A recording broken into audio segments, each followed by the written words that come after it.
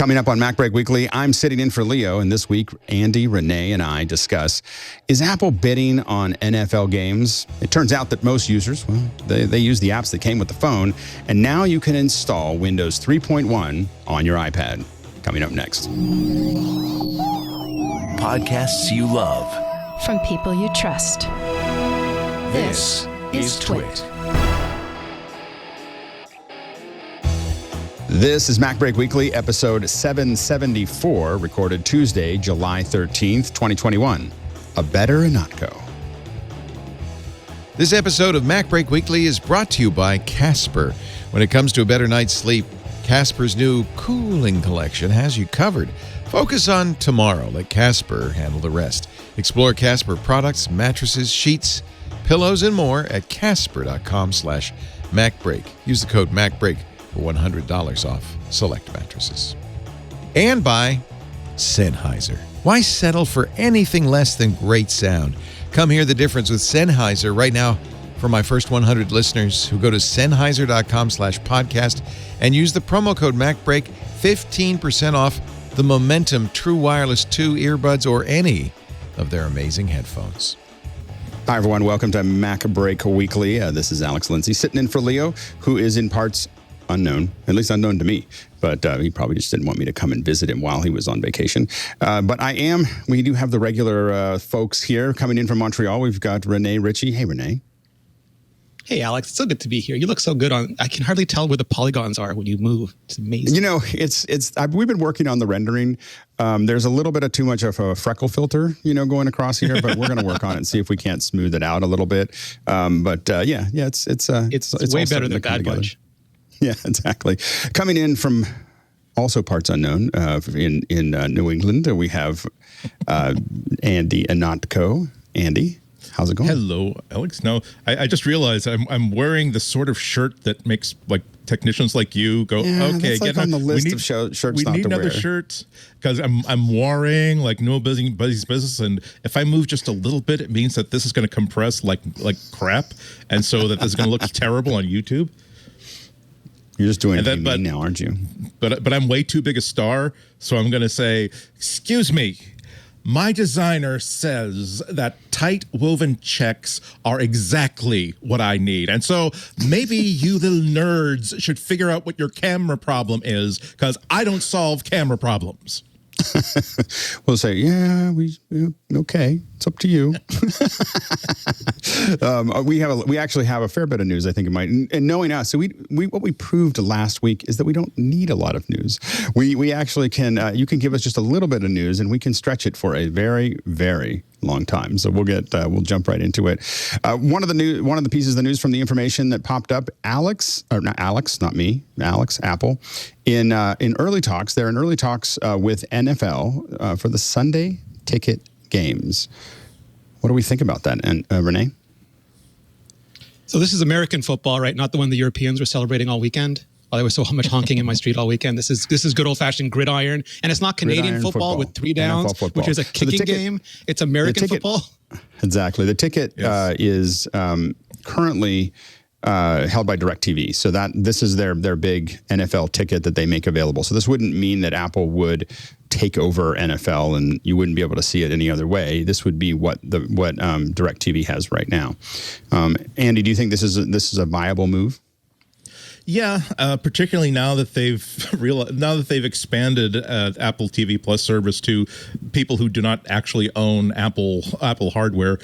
This is exactly the sort of moves that you're hoping that they're going to make now that they can see a future in which they're going to be starting to really charge for this stuff and cause lots of value. They also need a signature beyond Ted Lasso, which they don't have, and so they're going to get there's going to be a halo effect around the NFL because there are people who are just going to sign up or just going to relocate the Apple TV Plus icon on their homepage to some place that's actually accessible instead of burying it all the way down to the bottom with the BuzzFeed News channel thing. So yeah, for it's those a good of thing. you expecting this fall, it would not be until the end of the 2022 season is when DirecTV is actually when their contract expires. Renee, do you think that broadcasters can actually compete with Apple and Amazon and Netflix and so on and so forth as the bidding continues with all the sports? Yeah, I think one of the advantages they have is that the U.S. sort of relaxed their antitrust regulation when it came, or their regulations in general when it came to broadcasters, so they can more tightly integrate. Like in Canada, we've had the cable companies owning the broadcasters for years now, so they create their own content. And still a lot of the content, even what Apple's playing, even Ted Lasso, Apple's not producing that. That's coming from the companies that own the TV networks and the broadcast companies. And they do bid amongst themselves, but I think as this increases, they'll have their streaming options like we've seen with Paramount Plus and Hulu and other things. And they're just going to have to decide what the return is from the big cable companies versus a return from their own streaming services. Does Apple need it? Does Apple need a return?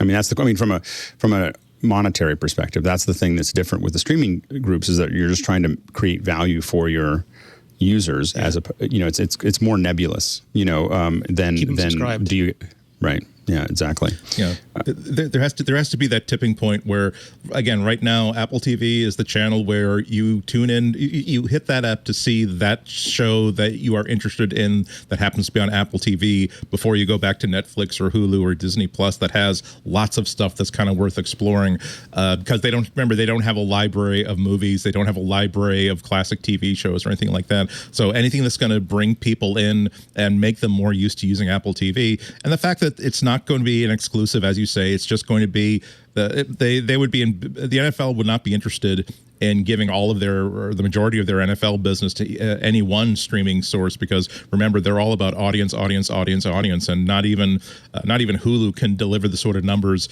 that a network broadcast can possibly deliver them. So yeah, I mean this would be a very big get for them and a pivot point for the company, I think. I think it makes sense in a lot of ways because it's also as being the whole ticket. You're not talking about, by having it be the whole ticket, you're giving it to people all over the U.S. or potentially all over the world, depending on how the distribution works.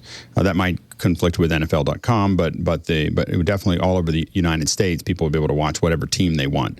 That's kind of the advantage of the DirecTV ticket is that you get the ability to watch your home team, but somewhere else. Do you think that this would be a hit to DirecTV? The report basically says they were losing money on it, but sorry.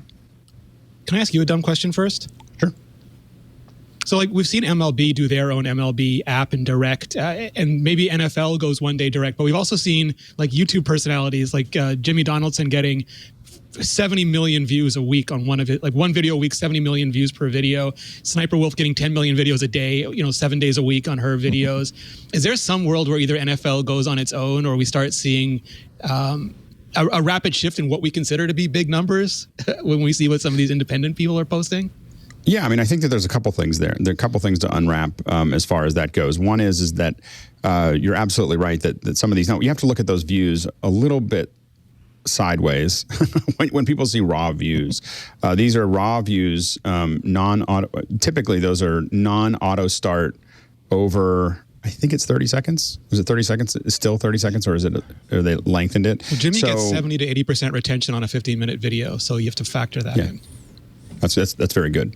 So those, an NFL game has a lot of retention.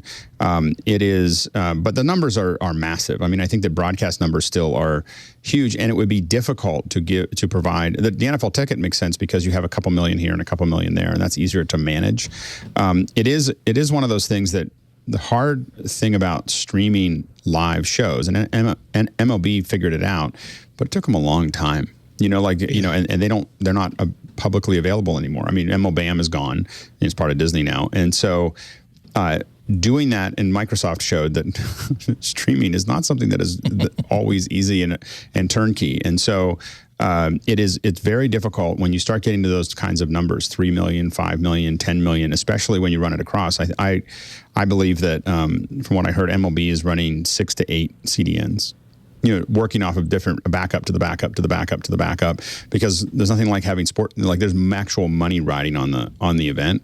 So there's nothing like having sports fans upset that they can't see the stream, and so it's a really high stakes game that even I think Amazon had a hard time managing it first. When they got it, that was definitely their first outings were not perfect. So and so that's part of it is really building that up. Now Apple has proven, and Apple has numbers. I hear that Apple's numbers are pretty good when it comes to keynotes, and so they know what it takes to do that. So that's a good start. But I think that would also be a challenge. I think also, for the most part, to your point, NFL has been maintaining ownership and doing more and more on NFL.com and the NFL ticket every year. I mean, they keep on pulling in more and more of that ownership and more of that control. So they could turn that key any time. I think so far, their membership isn't big enough to compete with the kind of money that they're getting for this. Because this one, I think, was 1-point-something billion. Most likely it'll be higher on the next round, and probably double. And they have one of the few things that's must-have TV, Andy? Yeah, no, exactly. And I don't think that it would make much sense for Apple to keep this license year after year after year, because, as you said, it's really expensive, and the expectations from the NFL are really, really high. But I do see it as a really good move to get people to get used to install the Apple TV app on their device. Now that they're going after not just people who have the Apple TV, not just the people who have Apple devices that have this app pre-installed on it, as far as the FTC is willing to allow them to do for now. They need to get people to install it on Roku. They need to get people to install it on Android TV. They need to get people to install it on the TVs that they bought that have built-in Roku, built-in app stores and things like that. And that could be a really, really big thing. The NFL, the saying is, you got these people, now go get the other people as well. It's not just retention of your current audience. You have to keep expanding it. And unless Apple wants to be a boutique sort of channel, this is the sort of thing they have to do. And again, the NFL would be a huge feather in their cap in getting that done.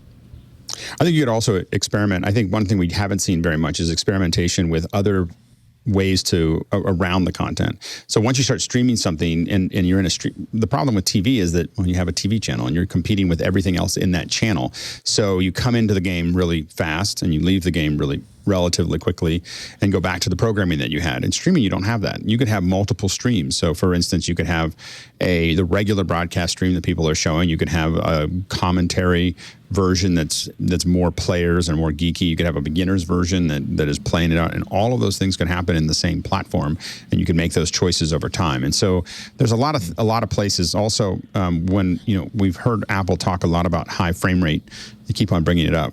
And high frame rate generally is 120 frames a second.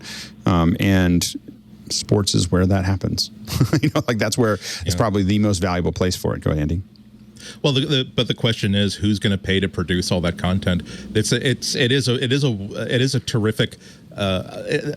terrific potential for streaming for people there are people like me that enjoy football, but as sort of the same way I enjoy watching video games, where I'm not here to talk about, oh my God, Riley's good. I can't believe they put in Riley because the button hooked, blah, blah, blah. See, I can't even make up the tech jargon for football. It would be great if they have a commentary that's on Andy Ihnatko level, which is, they're in trouble right now because they've got more offense than they have defense, and whereas you have another commentary track. But all I'm getting at is that people have to pay for that, and they have to produce that, and you have to convince the networks and the NFL that it's worth putting their money in that. They don't have to put their money into it. you can just piggyback on it. Well, someone has to. Are you suggesting, which is also an interesting idea, that the NFL will license a stream that's available, license a sub channel on the NFL app that says, hey, look, if you are a trusted partner, we will give you access to 4 camera feeds and an audio stream that you can then do the switching from. You don't even need to do that. So we've done it. We've done it. A bunch of us have done these informally. If you don't call the game, you're not doing anything wrong. So you can talk about the game. You just can't call the game. You can. It's something that people have done it. What you do is what we call a second ear experience. So how we manage inside of office hours is how we manage. We don't rebroadcast the Apple event. Everyone watches it however they want to watch it, and we just talk to each other about it. So if you have something in your ear, you can just listen to us talk about it while you're watching it. But it's not we're not calling in the Apple one, we're more calling it, but you don't have to do that with sports. And a lot of it can be just if you're hanging out with your friends talking about a game or hanging out with a bunch of people, you're not calling the game because someone else is calling it for you. You're just simply talking about it, and that's a very different thing. But the point is, if Apple buys that, if Apple bought the rights, they could do it, and I'm sure they could package those kinds of rights into what they were doing, so they could add those extra streams. Also, again, if we look at the trajectory of an Apple TV that potentially goes to 120 frames per second and then to 8K, you could theoretically end up with being able to see games 2 years from now, or 2 or 3 years from now, which would be the perfect trajectory for that format, at a level that you'd never be able to see on TV, and that would be football at that level, only available on Apple TV. It'd probably be the end for broadcast. Like it would be crushing. Never. It would be crushing for that. Yeah, go ahead, Renee. Did you have something to hear? I think that was Andy. No, that was me.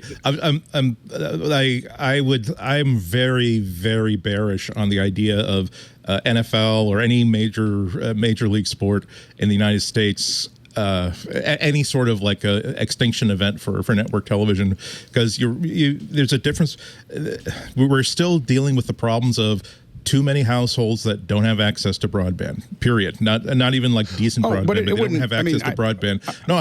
I'm saying that the great thing about over the air and the great thing about cable is that it goes everywhere and it actually works for everybody. And when you're talking about the NFL, you're talking about such a broad. You're talking about the people who are betting $50,000 on the next kickoff. You're also talking about the person that had to wangle a 3 or 4 hours off to get to watch this game with their friends from work. Sure. So. I don't. That's why I think that we're going to have a lot more infrastructure. Oh yeah, no. And I think that at some point we have to. Probably not for this show, but we have to have a conversation about the fact that cable companies should be utilities. Like it's at this point. They're more impactful to most people than their phone line. So there's so many arguments for Google, for instance, being regulated as a utility, and this is if Biden gets a second term. that could be the victory lap after we've reduced all these companies to like little vermin, sort of like looking for scraps anymore. Then, but I'll have no apps on my iPhone, so I won't know he did it. Now Apple's also trying to. You're just afraid of someone coming up with a calculator app that is so great that it makes Apple ashamed that they prepackaged a calculator app. We'll talk about prepackaging later. We're still talking about media here. We're talking about media. Okay. Apple also scores 34 nominations with led by Ted Lasso. Renee, why is this so important? Like, why do they even care that they're getting all these nominations? I think for them, it's like credentialing. They're relatively new as a streaming service. It's a very new business for Apple. They don't have a pedigree in this industry, and they're definitely they're not doing the Netflix play. They're not doing a lot of these big catalog plays. They're doing high value, prestige, almost boutique content programming. Some people liken it to HBO. I think it's a little bit different than HBO, but that sort of a play sort of necessitates that you get some fanfare and award fanfare around that. They want to be in those conversations about who's putting out the best shows. So I think for them, it's just putting feathers in the cap at this point. Andy, who do you think that they're playing to when they're trying to get these nominations? I think they're playing to the producers, the directors, and the talent and the showrunners that they want to sign to the next big thing.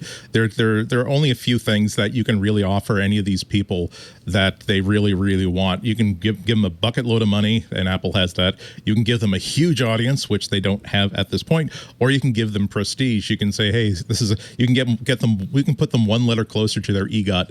And also feel as though they haven't been given the runaround that the way that networks and even a lot of cable companies are going to give them these days. So yeah, it's important. important, and it's a valuable thing. And the thing is, it doesn't cost them really much money. An awards campaign, at least at this level, costs nothing like an Oscars campaign costs. So it's like it's easy money to spend. Yeah, absolutely. Also in the news, the net annual notebook shipments are likely to break records in 2021, but Google, who has been really ruling that for quite some time, things are starting to slow down. Samsung and Apple look like they're at some of their highest growth. Renee, what do you think is behind all that? I think Apple got two things. I think the pandemic really juiced both iPad and MacBook sales in general, because a lot of people had to suddenly figure out home situations, not just for themselves and their work, but for their kids and studying at home and all of those things. And it led to a lot of people upgrading or buying into laptop ecosystems. And also Apple had a big boost off of the M1, which I know when we were talking about what laptops to get my godkids, it was just a no-brainer, because the combination, we could have gotten cheaper laptops for sure, but you didn't know where they were going to be from any point in time. You didn't know how many kids could plug in their laptops, because some of them were doing every second day schooling and the situation kept changing. And just looking at those and going 15 hours of battery life, it's ridiculous. And the performance that you got for that, and I think that was really eye-opening. It wasn't pulling it was the functional equivalent of the aesthetic of pulling the MacBook Air out of the manila envelope. It was just, I can't believe it can do this and do this fast.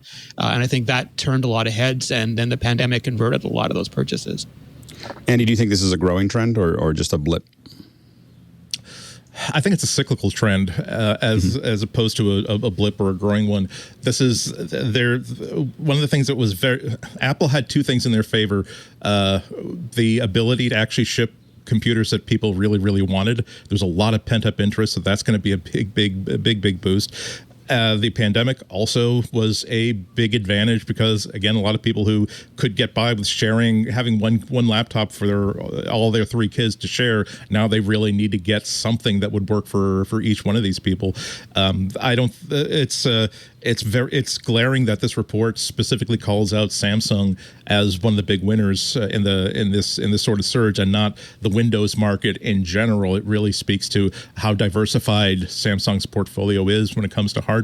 So don't think that this is going to be, oh my God, we might actually now have like 18%, 15% of all desktops in the world instead of just 12 or 13%. But yeah, it's a good year, and it just comes to show you that there's so much excitement behind the Apple platform right now. The number of times where I've seen, I do keep up in post groups for all kinds of different platforms, all kinds of different demographics, and the amount of posts I've seen about people who are just thrilled that I always wanted a MacBook and now I finally got one. This is great, and they've got their picture of the thing open and their first text document and things like that. It really does bespeak of the feeling that this is a new chapter that's open for Mac, and people who have been waiting for a certain number of years for some sort of sign from above, or at least Cupertino, that it's finally time to stop waiting to upgrade or waiting to switch to Mac, that this is now a good time to do that.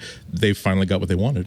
Well, and I think that also Google had a good year last year, and I think part of the problem though for them is that the impact of a lot of teachers, not a lot of it was education. A lot of teachers didn't know what to do with that, hadn't been pushed into that, and I think some of it might have led to a little bit of an upset with Chromebooks. I know my kids just hate them. I have two kids that are 11 and 13, and it's not like they hate them a little. It's like if my son would if he didn't have to pay for it, if he did it, he would throw it out the back door, like as hard as he could. Like he just hates them, and I think that a lot of it's very limiting. One of the things we saw also in the news is that California State University is buying 35,000 iPads. So these are iPads with Apple Pencils, iPad Airs, Smart Keyboard, Folio, and I think that Renee, would you agree that the keyboard makes a big difference in the penetration of the iPad into the education market? Yeah, I think the keyboard and the support that Apple added for it last year with the cursor as well. I think all of those things has made it, because the schools are about utility at scale. And one of the reasons Chromebooks made such a big splash initially is that they were really cheap. They were really easy to manage and administer. They had really good identity for school boards, but they also could be used to take standardized tests, which was more of a challenge, given the amount of scrutiny, security they want to put around those things. And the keyboard made it a much more knowable thing. It's like, you have your fancy tablet, now sit down and take your test, kid. I think that checked that box for them. Andy, do you think that they're comparable, or do you think that it is a where do you sit as far as the Chromebooks versus iPads? There's such different from a quality perspective. From a quality perspective, I don't think that anything under $400 is built as well as an iPad Nothing. And I think the same would, meaning the $329 or $300 for education iPad. The iPad Air, same goes for that. But when you start to compare, oftentimes we make the mistake of comparing the sort of. Oftentimes we make the mistake of comparing a sort of like middle of the range, low level iPad to the low level Chromebooks, not really taking into factor that this is a $500 thing versus a $250 thing or a $200 thing.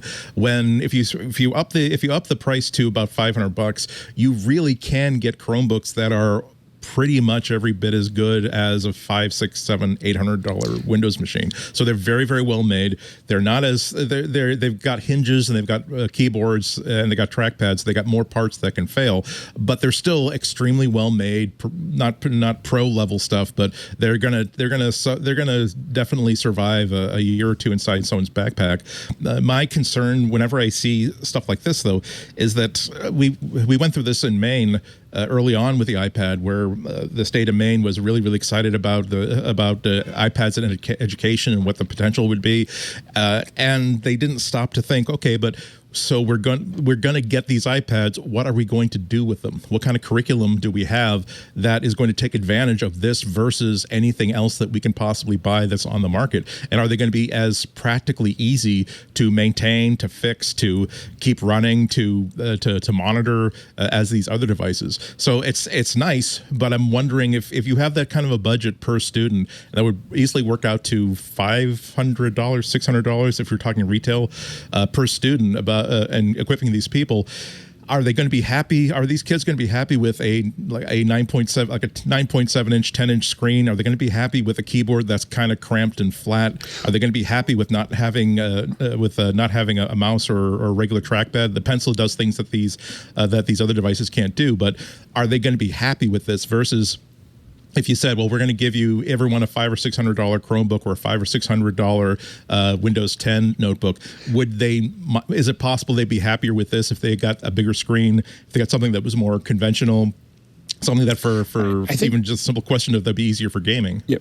I think that one of the things that that I found even 35 years ago was the fact that I was on an Apple pretty early on, and I was able to do graphics, had access to a Mac, and I found that being able to be visual about things, I got better grades, period. like literally, I got better grades for less work because I was able to create stuff that no one else could do. So everyone was typing, and I think that one of the things that definitely gives the Apple products an advantage is the ability to communicate more clearly with more imagery, more animation, more video, so on and so forth. They're creation devices, as opposed to drone devices, which is what the Chromebooks. I mean, Google has all these little apps, but they're pretty clunky, And I will say that the app that makes the most money for me, like I work on a lot of high end apps. The apps that make the most money for me is Keynote. And it's free, and it is probably the most important app to know how to do as a student, because you're, building things, and where I work on curriculum and what for teachers and for students, kind of a more Mac-based, iPad-based, more creation-based is, as we start looking at project-based stuff, I think it's going to be more and more important. You are going to have to, if you're preparing kids for life after 18, whether it's college or any kind of a workforce, part of it is going to be you're going to have to know Microsoft Office and not just the presentation part of it. Whether Office, I work in a lot of big companies. I work in Fang mostly. Most of my work in the last decade has been Fang, and other than Amazon, all of them run on decks. Like they just everything's about the deck. Show me a deck. At some point they need to work with a spreadsheet. Sometimes they're going to have to develop a spreadsheet in order to do these sort of things. There are written reports. There's paperwork that has to be filed.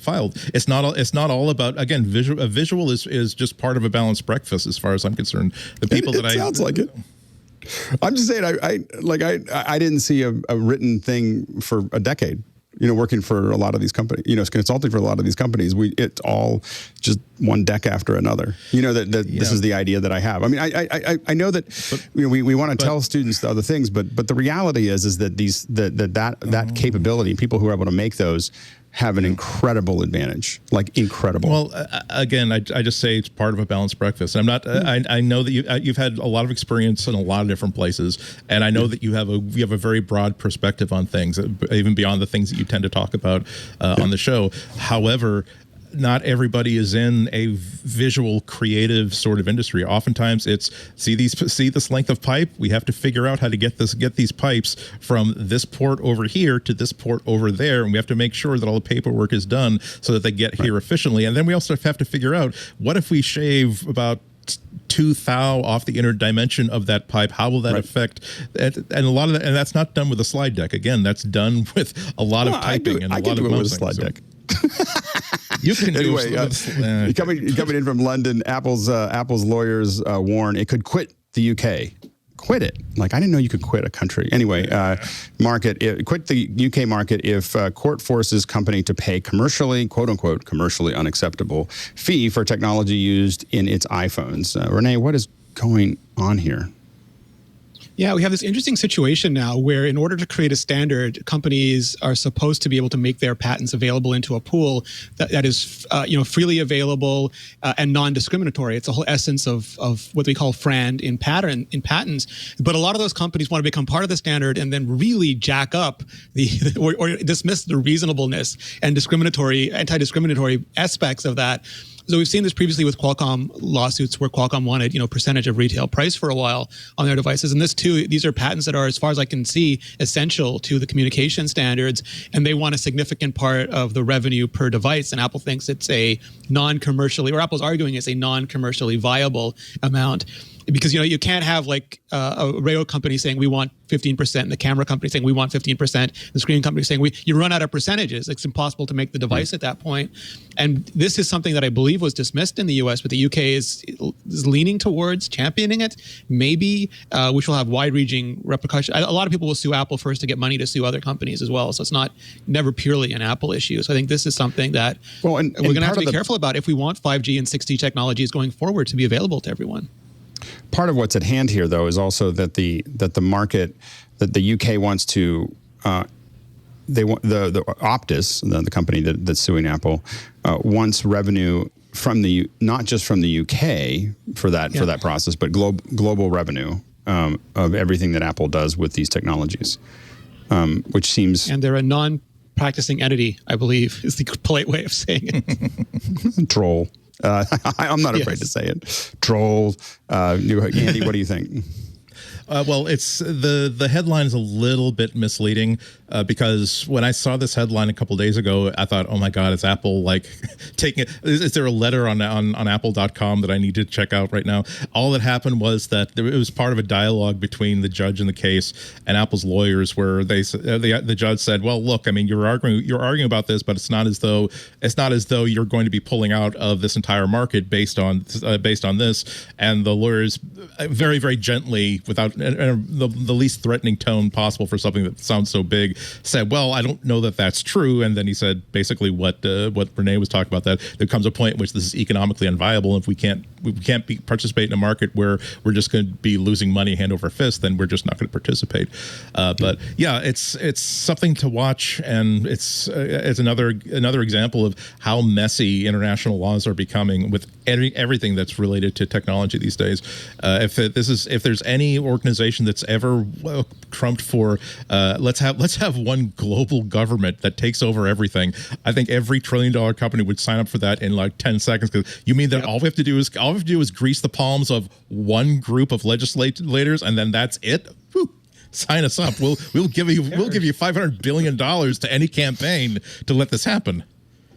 There are huge differences in the laws, like just even the simple ones. Like America has freedom of speech, which does not exist internationally. Internationally, governments want to regulate speech, and there's fundamental differences in how the EU and the US want to regulate all of these companies. And they're going to make their laws. It's going to be untenable for big companies, and there's going to have to be some sort of compromise in the middle, which is barely happened, I think, in the past. So it's going to be interesting. Well, and we can see some of it fragment and then kind of come back together. You know, GDPR was a good example of you just kind of making up a law that first literally whole websites just stopped serving to the EU until they could figure it out. But then it slowly and now we're kind of used to it. I think I'm one of those folks that turns everything off. So I'm like, I take the time every time I go to a website of like, no, thank you. I've so. That's also. Oh, I'm sorry. Go ahead. Go ahead. No, go ahead. That's also something to keep in mind as all of these different debates and arguments happen. And obviously, the corporations have to debate this. Public interest groups have to debate this. Governments have to debate this together. But the thing is, it seems as though every time that every one of these three sides says, "Oh, this will be the end of the internet," or "This will be the end of freedom," or "This will be the end of being able to have a secure iPhone," that's, in a sense, it might be sincerely felt rhetoric, but that's still rhetoric. At some point, you lose, and then you grab your bat, you go back into the dugout, you kick the hell out of the water cooler, you get your composure back, and then you figure out how to exist in this world in which this thing that you fought against and that you think is wrong actually works, and usually it works out.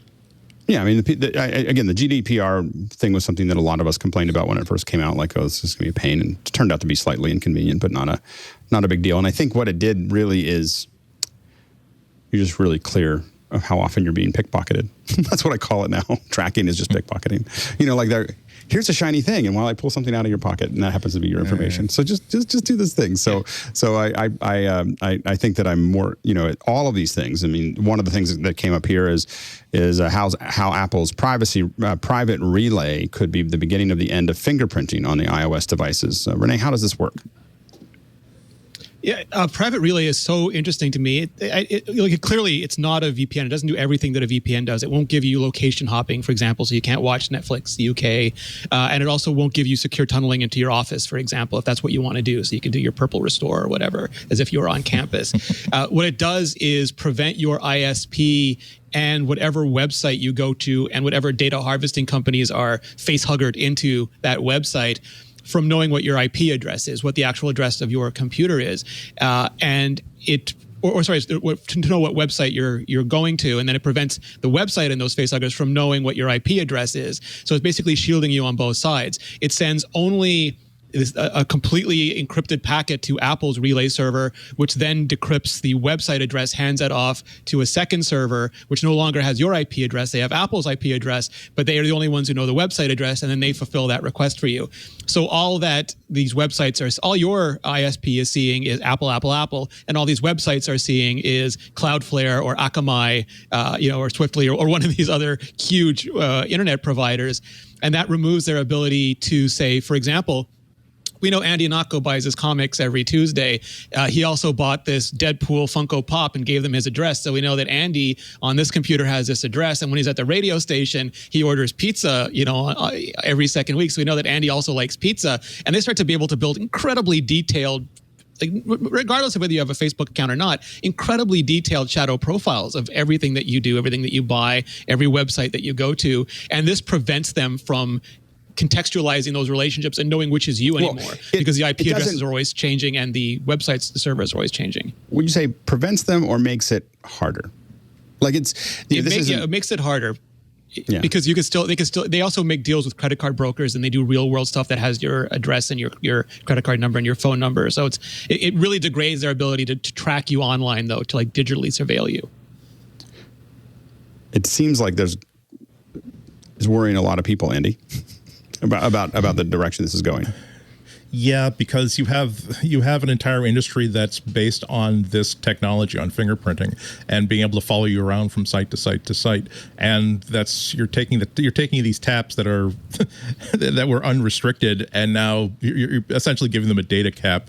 You're saying that, oh well, you used to be able to draw as much water from this reservoir as you wanted, and I suppose that's why you decided to build 4 paper plants on the side of this reservoir. We're telling you that now you might be able to get 1/6 of that. But your entire business plan was, but we thought we would have unrestricted access to user data forever. So yeah, this is going to force a lot of people to regroup. I think that it's going to make things harder as opposed to make things impossible. They will find a way. The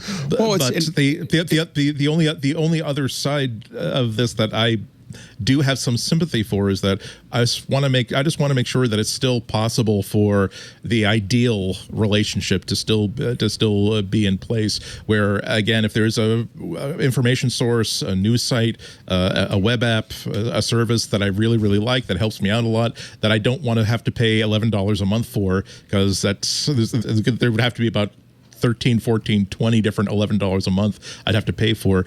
I think it's okay for a website to sell advertising based on my presence on their site.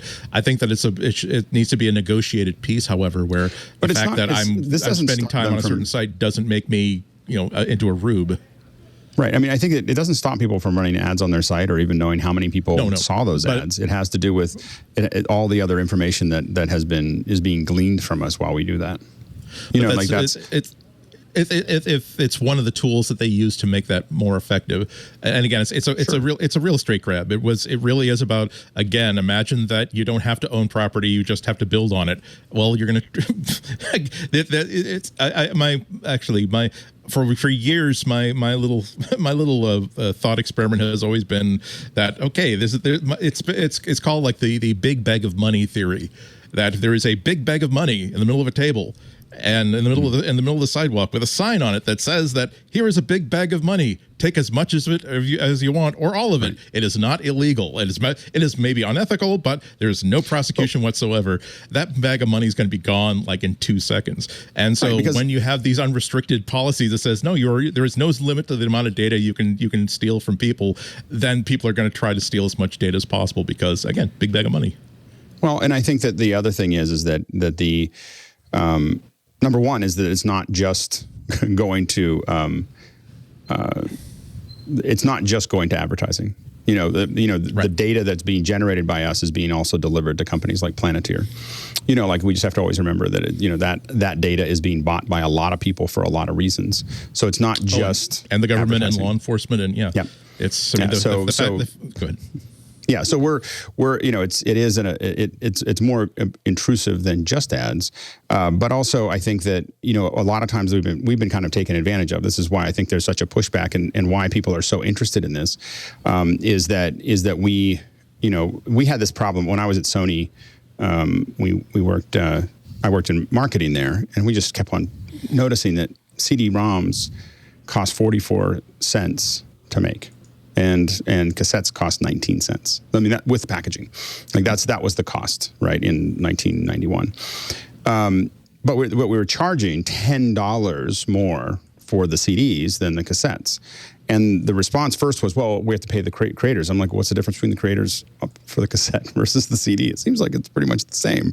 And then it just came down to, well, we can, right? And that the fact that you could is why people stopped being a nice the user experience with the manufacturers became tough because they were charging so much for that, and so Napster came out and people just didn't care. They didn't care about that process. And I think that in this case, they've been taking from that money bag, our pockets. That money bag is our data. That's our money bag. That they've been stealing from. And they, people are tired of it. And I think people are going to push back pretty hard. And Renee? I can't see you. This is kind of an odd thing to do it remotely because I don't have a remote. But Renee, do you think that this is just the beginning, or do you think Apple's where it needs to be? How far do you think that this constricts? Do you mean like in general or specific to this? Well, specific to privacy. It seems like Apple's this is like one of these slow, just a noose pulling tighter and tighter and tighter on this process. So when you spend time with Apple executives, one of the most surprising things about them, at least to me, because I used to work in the big data industry and I would talk to people from SAP and HP and IBM and all those companies. And I always felt like I was talking to used car salesmen, like not to be offensive to them, but they had these bombastic, announcing personalities, knew very little about the technology and had no real moral stance on anything. And when you talk to Apple executives, they are almost always exactly the same as when you talk to when you see them on stage. That is who they really are. So when you talk to Tim Cook and ask about these things, you see that look in his eye, like the same look when he says, I don't give a bloody darn about the ROI when it comes to accessibility.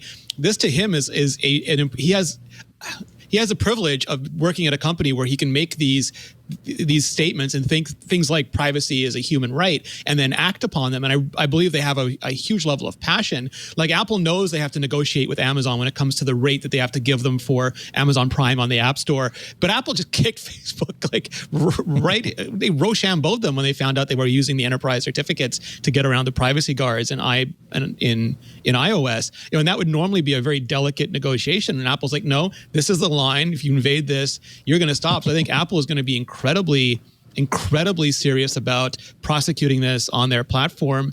And I think it is the beginning only in that they have limited capacity every year to do more features. I think they have a plan for where they want to make iOS not a zero knowledge, but a completely you-controlled knowledge system where you have the granular ability to share or not share what you want on that granular level. And they're just rolling out protections year after year as fast as they can to get us to that point. And that's maybe, we heard this year also, they're going to get rid of passwords and have secure tokens. All of these things are part of not maybe a grand plan, but a grand cause. And we're a few years out from seeing it really locked down. Well, and also when we see us possibly putting medical information, putting our driver's licenses, put other things in there, all of those things become more and more important. That platform of us feeling like we're secure becomes more and more important as we have the opportunity to do that. If that's part of the business model, Andy. Well, that's a totally different thing when it comes to medical information, and because there are separate laws in place that control what you can do, who can access, how they can. But that affects security, but not what a data harvester can do. They can just go and buy what they want. But a lot of times it's indirect. So you're able to derive a lot about people and their behaviors, and things that are, you can derive a lot about someone without them directly telling you what it is. You don't need the medical information at some point. That's the point. The point is that we can cut, using the device and basically cutting all the lines off means that all those indirect assumptions can be taken away, from these organizations. Yeah. It'll be semi-effective, but it'll never be completely effective. I keep the good news, bad news that I always give people all of us have probably at some point been, this is how I know that Google or Apple is listening in on my microphone, because I was just talking to a friend of mine about this, about Pilates, and the next day I get ads for Pilates all over everything. I didn't search for Pilates or anything like that, and then I have to reassure them, no, they weren't listening. I promise you, they weren't listening through your microphone, because that would run down the battery in 10 seconds and you totally notice it. No. All that happened was that you spent a day with a friend of yours in a friend's house, and the advertising network knows that your friend is into Pilates, and then because he was able to see that your phone was in proximity for a amount of time, they guess that you probably talked about Pilates, and that's why you mean that it didn't even have to listen to me to figure out what I'm doing. I'm not being tracked. I'm being tracked by planetary intelligence, not just by cameras and microphones. This is not helpful to them, but it's factual. But again, over time, if a lot of people are using that platform, that stuff becomes less and less efficient. I think that's the point. And we have to remember that in the whole the world will end, which is we're hearing from a lot of ad folks, and Facebook's very worried the world's going to end. Is that we didn't have this 20 years ago. There was still an ad agency. There were still ads. There were still lots of ads that existed. There was evidently in the 50s. I saw some TV show about ad creation in the 50s. There was ads back then. In fact, there were ads 150 years ago, and they weren't as efficient, and maybe they don't need to be. I mean, that's the question: is do they need to be that efficient? Well, that's the question. That we also had computers like 20 or 30 or 40 years ago. They weren't nearly as good as they are right now. The advertising product that gets sold to advertisers is so much, from their point of view, so much better now than it ever was. Partly for reasons that are very, very pro-consumer, that I get so annoyed. There's not many of those things that are pro-consumer. I mean, the advertising agencies not really. I'm saying in the sense that I'm disappointed every time that I'm on Instagram and there's an ad for something that is absolutely something that I would be very, very much interested in, and then I have to, damn it, now I gotta remember what it is. Go to DuckDuckGo to make sure they don't find out that I saw this ad and then wanted to know more information about it.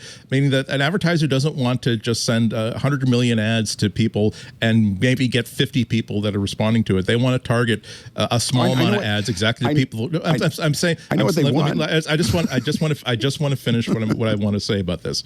That it's a good product for advertisers because not only can they feel as though they're targeting to exactly the people they want to target, but also they're getting specific, highly granular information back on what was successful and what was not. Some of this is for consumer. Most of it, you could argue, definitely is not in our best interest because of the data collection. But what you're going to have to do is that you're going to have to tell the advertising industry that guess what, you can no longer use your.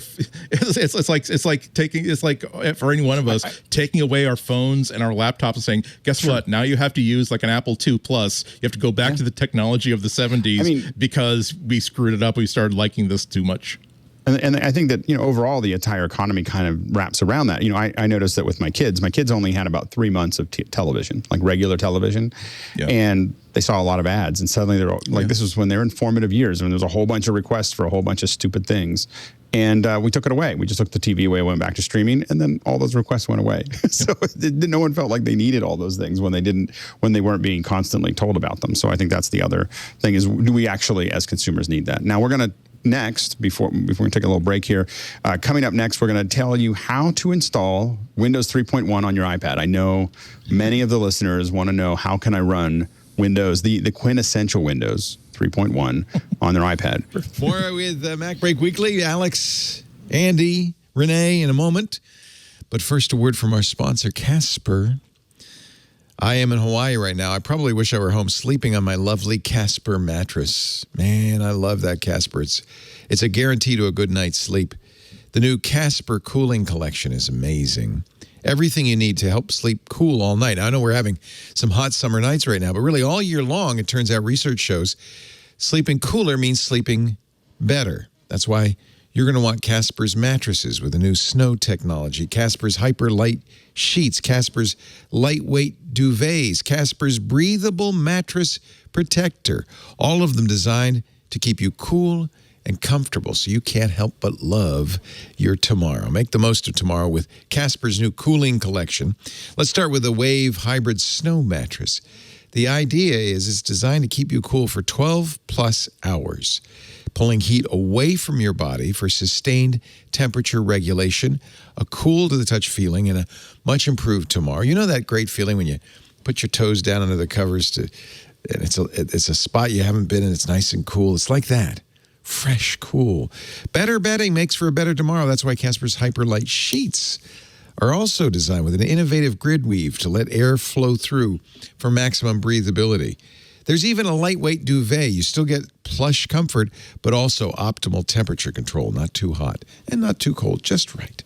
Casper's breathable mattress protector completes the set by improving the coolness of the bed even further, allowing air to flow between the body and the mattress. All of these designed to work together to prevent overheating all night. You know, you sleep better when you're slightly cooler. You don't want to sleep hot. Cooler sleep means better sleep. Better sleep means better tomorrows. That's right. As always, Casper offers free shipping and free returns. We love our Casper mattress and Casper pillow and Casper sheets. Yeah, I got it all. I love it all. When it comes to a better night's sleep, Casper's new cooling collection has you covered. Focus on tomorrow. Let Casper handle the rest. Explore Casper products, mattresses, sheets, pillows, and more at casper.com/MacBreak. And use the code MacBreak for $100 off select mattresses. That's MacBreak $100 off select mattresses. It's a good deal. Some exclusions apply. See Casper.com for more details. Casper. Thank you, Casper, for supporting MacBreak Weekly. Thank you for supporting us and saving yourself some money by going to Casper.com/MacBreak. Now back to Alex and the show. So I know that, as we said before, that everybody, I mean, I really do think that Windows 3.1 was kind of the quintessential Windows version. And now Harry McCracken has figured out, our good friend Harry McCracken, has figured out how to actually get Windows 3.1. Andy, have you tried this? I have the apps. I haven't tried it. I did read through it. What I love about it is that it centers on one of the most famous/infamous apps in the Mac App Store, which is a DOS emulator. It is a virtual DOS machine that you can download and install for $5. It's been on and off of the Mac App Store for a while because the App Store for a while because Apple is not supposed to allow emulators on the App Store, and I guess they keep making changes every time Apple kicks a fuss, and so yeah, it actually works. So this DOS emulator is designed so that to allow people to install and run DOS games, but Harry McCracken decided, well, what if you actually get the installation disks for Windows 3.1, and because all that happens is that you run this emulator, it will create, in the Files app, just a folder that will be essentially the hard drive. So if you can get access, if you can get get your hands on some actual Windows 3 installation disks, and then simply like copy the files into that virtual hard drive, so to speak, on your iPad, you just simply in the DOS app just simply run the installer just as though it's like just as though it's like 1999, and the damn thing actually installs, and then you can install Windows games on it. You can run Minesweeper on it. You can get SoundLab AdLib soundboard support by installing a driver. Otherwise, you don't get like the real good Duke Nukem music soundtrack. But yeah, the damn thing actually works. Renee, do you see yourself moving over to Windows 3.1, upgrading, as some would say?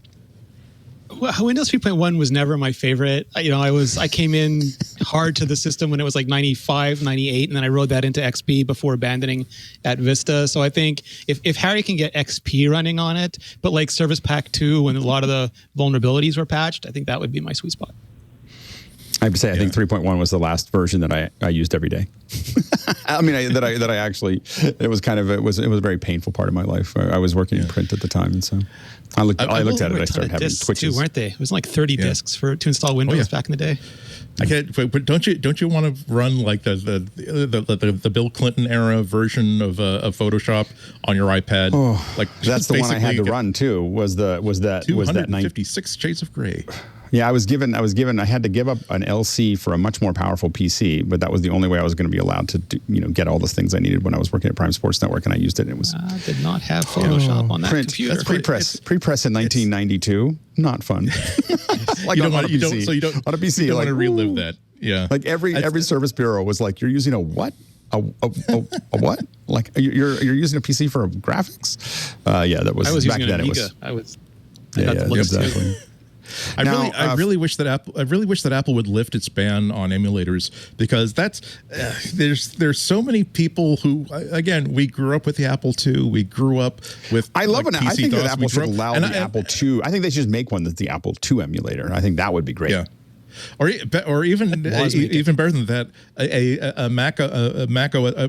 System 6.02 emulator.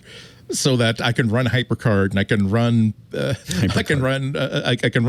Notion, I can run all of these really classic old apps, because we humans are a weird species. That there are times that they're just like. For previous generations, when you see like a vintage car go by, these people like just go nuts because it reminds them of it puts them right back where they were in their 20s or their teens, and that was like the greatest car ever. And for some people, it's movies. Oh, they remember when this movie first came out, and they took a date there and whatever. For a lot of us, it's like I want to see I want to play Harrier Strike Mission. I want to play Shuffle Puck Cafe. I want to like work on some HyperCard stacks because it's fun. and it is nostalgia, but there's part of culture that just goes away because we lose the machinery that even allows these creative works to even exist. I mean, a painting is a painting, a sculpture is a sculpture, but a game is not going to work unless the operating system and the hardware, or at least the emulated hardware that runs it, is going to work. This is a way of like honoring history and honoring your past, and reminding people that everything new came from somewhere. So I really, really wish that Apple would do that, or at least not get in the way of other people who are trying to do that. Yeah, I got an Atari 2600 emulator, or like the box that Atari sells. Right, that is the thing, not an emulator. And I got a week of being able to crush my kids on a game. Like that was only a week, and then they passed me. It was space. I just got into Space Invaders the first time. Just went to really high numbers because I'd, but that took, that was a solid 3 or 4 years of hard training to get that good at Space Invaders. And I was like, I don't think I'm gonna remember how to do this. I don't remember how to do it. My fingers apparently still know what to do. It's like there's like a lower reptilian brain that has it stored back there somewhere, and I just started playing again. So it was a good time. Now Facebook put out a survey, and they asked a lot of folks about competition and so on and so forth. We have to remember that this is paid for by Facebook, but they claim that Apple and Google crowd out the competition with default apps. Andy, is it true? Depends on who is analyzing this stuff. So they did commission a study from ComScore, which is a very, very well regarded company. They put out their own independent reports, but they're also the company that you go to if you want to learn something about an industry that you want to participate in. A lot of journalists will also commission research from ComScore because they have the ability to look deep into app usage habits. And the study that Facebook commissioned showed, yes, absolutely, pre-installed apps tend to be used a lot more often than competing apps that are a third party that need to be installed outside. And they back this up with a list of rankings that kind of surprise you with all the different apps that you thought were not necessarily the most popular things that might have ever been used on this platform, but they are maybe suspiciously high on the list. And obviously, Apple immediately kind of took to the telegraph lines and said, "Hey, look, well, hey, obviously Facebook paid for this, so you know what to think about that." Also, the findings, the list of app usage that this study supposedly published in late 2020 is contradicted by the same organization's own release in April on popular usage of apps, and that is valid, but it all depends on what kind of data you put in and what kind of math you run on it. Apple doesn't point out, for instance, that what the Facebook supported research included was, let's not just take a look at commercial apps that have one-to-one correspondences. Let's also look at services. Let's also look at built-in apps for browsers, for chat, for all these other things. So I think the data is interesting. It's not conclusive. It can't be simply dismissed out of hand, but we definitely need third-party statisticians and analysts to take a look at this data. Well, again, fortunately, this wasn't just this isn't like the Arizona recount where they just got whatever.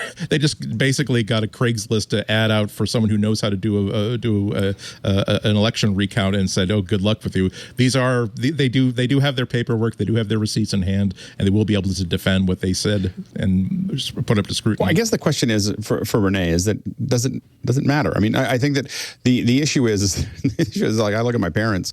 My dad got an iPhone. The only apps he still has on that iPhone are the ones that there's the Apple apps and I think Flipboard, because I put Flipboard on. He uses it every day. But outside of that, there's a lot of people that buy these phones and they just want the phone to do the thing. Like, and a lot of these apps are pretty innocuously like, this is what you actually need to have a phone be full featured when you buy it without having to do anything else. Renee, does that make sense, or should they be installing other people's apps? How should that work? The whole thing is bizarre. Like I've had family members who for years only used the iPhone as basically an iPod that made phone calls. Like they would use the music app, they would use the telephone app, and they would maybe check the web every once in a while. Like that was all. Didn't even download games. And the people who really want a game, they would maybe use a couple they wouldn't even use the phone app. They would maybe just download their favorite games. So there's a huge amount of different use cases. The really weird thing right now going on is we do have people who seem to want to remove all baseline functionality. Some of them even not even jokingly, but ignorantly have like apps. Like you shouldn't have a store on the phone to get other apps to put on the phone. Like it is completely callous to just the end user. Like these things would be blank slates, completely unusable to people. And the other odd part was the attorneys general going after Google, saying that because Apple says they're a console, they're fine, but because you don't say that you are, now we're going to be twice as hard on you. And just the amount of, I want to say, I don't even like the right word for this, just stupidity and lack of coordination and lack of consistency in going over these things. And it reflects no reality of the market that I can see. I've been reading everybody, Ben Thompson, Ben Evans, like all the Bens, Ben Beharan, like every single Ben I could find. I've been reading Carolina Milanese, just all the good analysts. My middle name is Ben. It's Benjamin. So yeah, Alex, Ben Lindsay. I just I want you to know that, yeah. Ben Kenobi. And no one seems to understand like the underlying, or can find any underlying logic to any of this, which I find is particularly egregious and entertaining at the same time. Yeah, when you look at these lists, like they have it split up for iOS and Android apps. That's hard to compare because with iOS you are talking about exactly one platform and exactly one piece of hardware, whereas on the Android side they don't split it out for what do Samsung phone users use, what do Google phone users use, what do other manufacturers use. So when you look at the iOS side, phone users. Yeah, exactly. It's like, okay, well, iOS, the top 1, 2, 3, 4, 5, 6, 7, 8 apps are Apple apps. So we're talking about the Apple phone app is the most popular app on iOS. Okay, well, hard to argue that there's going to be a problem with competition there. Apple Weather, Apple Photos, Apple Camera, Apple Clock. Then YouTube gets the number 9 position. Then Apple News, Apple Calendar. I think they're upset that Facebook is underneath there. Whereas when you look at Android, Facebook ranks much, much higher. But once again, the reason why the phone app is not in that same top 15, top 20 is because again, there's no. It would be in the same position on a Google phone if it were just breaking out for platform by platform by platform. So like I said, there's a lot that needs to be sort of unpacked here because the methodology, it doesn't seem biased, but it doesn't necessarily seem as though it's the sort of thing where you can look at a chart and go, aha, and just know that Facebook is hoping that that's exactly what people are going to see when they see Apple, the word Apple in the first 10, 20 slots of the iOS chart. Yeah, and I think that also their big complaint, of course, is that there's a messages app instead of Messenger. So we would like to have your information. So we don't think anybody should have one that doesn't provide that information. Like we don't want to have you to have a choice that's already built in that just lets you talk to people without actually having to share like everything with the cloud. Renee? Yes. Yeah, for sure. I have a disadvantage. Just for those of you watching, Howard Johnson is right. So for those of you watching, here's the issue: is that I have a disadvantage over what Leo normally has, which is that I'm kind of flying blind. So when I only see myself talking, I can't see any. I don't have any non. You guys can cut this out later, but I just don't have any. I don't have any nonverbal cues, and so if I hear something that I think is Renee, I kind of stack up and throw it at him, or Andy, and so I'm kind of depending on I feel like a blind person depending on little grunts and hiccups. And I'm worried about interrupting you because I'm not sure you're finished yet, so I'm waiting to make sure you're absolutely done. If Renee clears his throat, I'm like, okay, it's going to Renee next. And I'm just talking between. All I care about is that I'm center square, just like Paul Lind. I'm in the star seat. But I think anyway, going back to your point, I think it's really interesting. Yeah. It's super interesting that and for people, you talked about Apple Sherlocking and Google Sherlocking companies, and Facebook and has famously been doing this too. Like with Instagram, they've been taking features that are popular in other apps. Like they basically subsumed Snapchat, and they just announced that they're going to be turning Instagram away from photos and into a TikTok clone. So by no means are they innocent in this, but the thing is that we're still seeing a very vibrant, very competitive market, and that's important for two reasons. It allows people like me who want to have a tailored experience. Like I use pCalc, I use Halide for my camera, I use Carrot Weather. I don't use a lot of the default apps, but I have a lot of family members who don't care. They just want the very basic functionality. And the idea of stripping all of that off a phone and saying, okay, now you either need to go and get a free app from one of these data harvesting companies that will take all your personal information, or you're going to have to pay. Like, I paid $10 for PCalc. I would pay $100 for PCalc. I pay $10 for Tweetbot. I pay for I love those things, but it's not fair to say that everybody has to spend $200 re-softwaring their iPhone or Android phone every time. Like, that's a bum deal for consumers. So I think they have to be very careful what it is they're actually regulating, and maybe figure out the end game and then engineer backwards rather than just making all this bluster for political points every time I get a microphone shoved. I actually think the problem with this whole thing is that it actually shows something. So I don't see Apple Maps on that top list. Do you see that? Unless I'm missing it. Nobody uses it, Alex. Nobody uses it. So, but the point is that Google Maps isn't even on the list. Google Maps is on the Google Maps is on the list on the Android side. No Maps, which is a little odd overall because a lot of people use Maps on their phone. But the point is that by itself, Maps being pre-installed hasn't meant that everyone's using it. Because most of us, I put Google Maps on and I put it on the front screen, and I don't know where the Apple Maps is. The Apple Maps shows up when I click on an address in Messages. It pops up. I'm like, oh, there's Apple Maps, and I was like, oh, that's gotten kind of nice. But on my day-to-day basis, I don't use it. And so, but I think that when I look at the top list, I'm like, oh, why would you? I guess my thing is like the phone, the weather, the photos. You would want these to come with your phone. I think most of those came with my Trio. It's not, and to say, and a lot of our argument with your Java 2ME phone. For a lot of us looking back, a lot of us. When we look back, Apple released a phone, had a bunch of apps, and we all complained that we couldn't write apps for it because we had other things we wanted to do with the phone. Like, that was the whole point, is that I don't care about the photo or the thing. I want to be able to, build other things because my phone could do all these other things, and that's what I want to do. And Apple said, okay, well, we'll give you an API to write other things for the phone, and I think that, and then people made some of these even better. I think there's a lot of camera apps. Filmic is probably the most, for me, the most used camera video tool that I use over photos. But I think that there's millions of apps that are something other than these. It seems like I don't know if it matters if that happens, Andy. I do like the discussion though. It's at one extreme, it's absolutely silly to insist that every phone ship as a totally blank slate and you have to install everything that you need to in order. Which would be a horrible user experience. Which would be horrible, doesn't benefit anybody, and also it's not as though there's a lot of competition for like an Apple Stocks app. That's fine, but however, there is a happy medium here. It is a very, very good discussion to have that where Apple is making money off of services, where they're charging money for a subscription music app.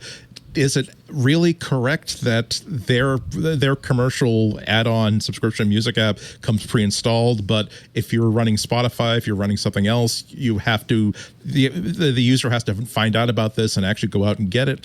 I don't know. Maybe not. Is it okay that Apple took so long to give us an alternative for simple defaults? Like, the Apple Mail app, I haven't really used that in years. It's always been Outlook for me.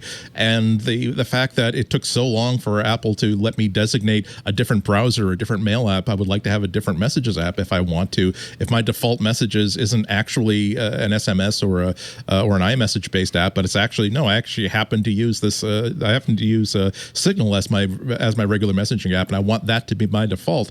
It's a worthy discussion to have. That is Apple and Google, are they leveraging their dominance in this industry to pre-install apps that really absolutely favor them over everybody else? I'm not necessarily able to tell you what the answer should be right now, but I do want these companies to have to answer pointed questions instead of giving out press releases and a lot of really odd arguments about this Apple. This was never about like having a calculator app. This is about, again, why should Spotify have is Spotify suffering by virtue of the fact that it's not pre-installed? Spotify, we got to remember that Spotify wouldn't exist without the phone, right? Like it's like when we go back, like let's be clear, and Facebook probably wouldn't have been nearly what it is without the phone, but Spotify wouldn't exist at all. Like so these are. We also add that they haven't done anything. Like they got the APIs and did nothing with. Like they were complaining to the EU that they weren't allowed to use these features. Apple gave them these features a year and a half ago. They still don't use them. Right.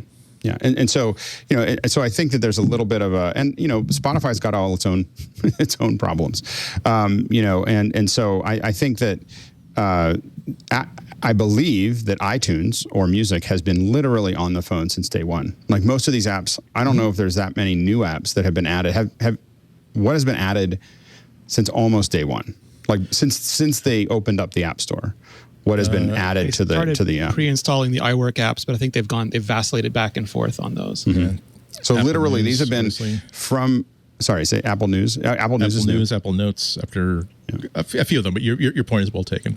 Yeah, I mean this is the way it's been since the beginning, and Apple has made no changes, almost no changes at all, and they don't install a lot of. I guess my big complaint for a long time was like I couldn't uninstall like stocks, like I didn't care about the stocks one, and so that was like I was like really, and so but I'm a freelance journalist. Stop rubbing it in. I don't have stocks. They won't sell me stocks. I can't afford stocks. I want an app called Stonks. Stonks. Yeah. Oh my God. Non-perishable food items. That's my investment. Why doesn't somebody have an app called Stonks? It's just Stonks photos. My kids show me a lot of Stonks. Stonks. Anyway, oh my gosh. Anyway, sorry. I'm sorry. We're not going to go down that rabbit hole, but Stonks is great. Evidently, the court dismisses a lawsuit alleging signing with Apple in the App Store stifle competition, and this is made by the Bluemail developer Blix. Claimed that Apple was engaged in monopoly-like behavior in favoring its own apps over third-party competitors. Exactly what we were just talking about. The court dismisses it, and what's important is that we understand what dismiss means. This doesn't mean that the court sided with Apple. The court said there was so little information, we're not going to bother working on this anymore. Andy? Yeah, this was so this apparently the lawsuit came on two different bases. One was about sign in with Apple, which they felt infringed on their own patents. Another one was basically that, like, just as you said, that there wasn't enough competition. That this was giving Apple too much of a leg up. But the judge kind of slapped this down, like you said, not because they made a judgment on the rightness of the argument, but they basically said that, well, the thing is, you're claiming that Apple is doing something that you have not demonstrated that they're actually doing. that they even have the ability to do. They're saying that from a quote that 9 to 5 Mac has pulled out is that allowing competition is the opposite of unlawfully constraining competition. So again, Blix has failed to state a claim. So what they're saying is that they haven't actually shut you down. They have just simply added themselves to the menu of options that are going to be inside every single app. And again, I think that I utilize the app sign in with Apple all the time, and so I'm very happy that they put it there. Yeah. Renee, do you think that this is? Do you think that there's any issue with sign in with Apple? No, I think they're a member of the Coalition for App Fairness, and I'm just. Again, like we've talked about this so often, I believe there's major reform that's necessary in the App Store. I think it's an incredibly serious issue, and I think it needs to be addressed. But the companies involved in that coalition of app fairness are just so routinely the absolute worst. Like they hire the worst lawyers, make the worst arguments, behave in the most egregious manners, and like basically just say, we don't really care about the rest of you. We'll say we want to help independent developers, but screw those guys. We want to be their gatekeepers. We want to replace Apple and Google and be their gatekeepers. And and it happens over and over again. I think this is Blix's second toss out here, and I don't know if there's any slap penalties at any point for bringing lawsuits that were as immature as this. But it would be farcical if it didn't both like annoy me and not solve the problem. Right. When I looked at the coalition, I was like, who is in that coalition? I saw a bunch of billion-dollar companies and a bunch of companies I didn't know. It's billion-dollar companies that want to be the trillion-dollar companies. I was like, Spotify and Epic collected a bunch of people, so it wasn't just Spotify and Epic. Like it was. That's and people who yell a lot on me. Twitter, but then lose 1/3 of their employees. Like it's a real good mix of different. Yeah. Yeah. Oh, yeah. Basecamp. I forgot about that too. Yeah. So those are the three big ones, and then like let's get a bunch of other people. So it's kind of like having a coalition when you have one person from the other side, which is kind of not really true. So anyway, we'll see how that goes. Apple has lost an appeal in a Fortnite court battle. Now this is in Australia. So now this doesn't mean that Apple lost anything yet. This means that they lost. They were trying to basically say that Epic cannot sue them in Australia because they signed an agreement that said they can only sue them in California, which Epic doesn't seem to, legal agreements don't seem to be that important to Epic. Renee, what's going on here? No, it's part of this whole, Epic wants to be able to have their own app store. That's their end game here. It's what's been clearly stated in their lawsuits since the beginning, that they want to be able to have not pay Apple to be on the app store. They want to have, and not just their own app store, they want to have an app store on Apple's app store so people can easily find it, install it, and then move their ecosystem, the ecosystem of other developers who use their platforms into their own app store. And this again is like, again, to your point, they don't really follow the agreements, but they believe the agreements aren't fair.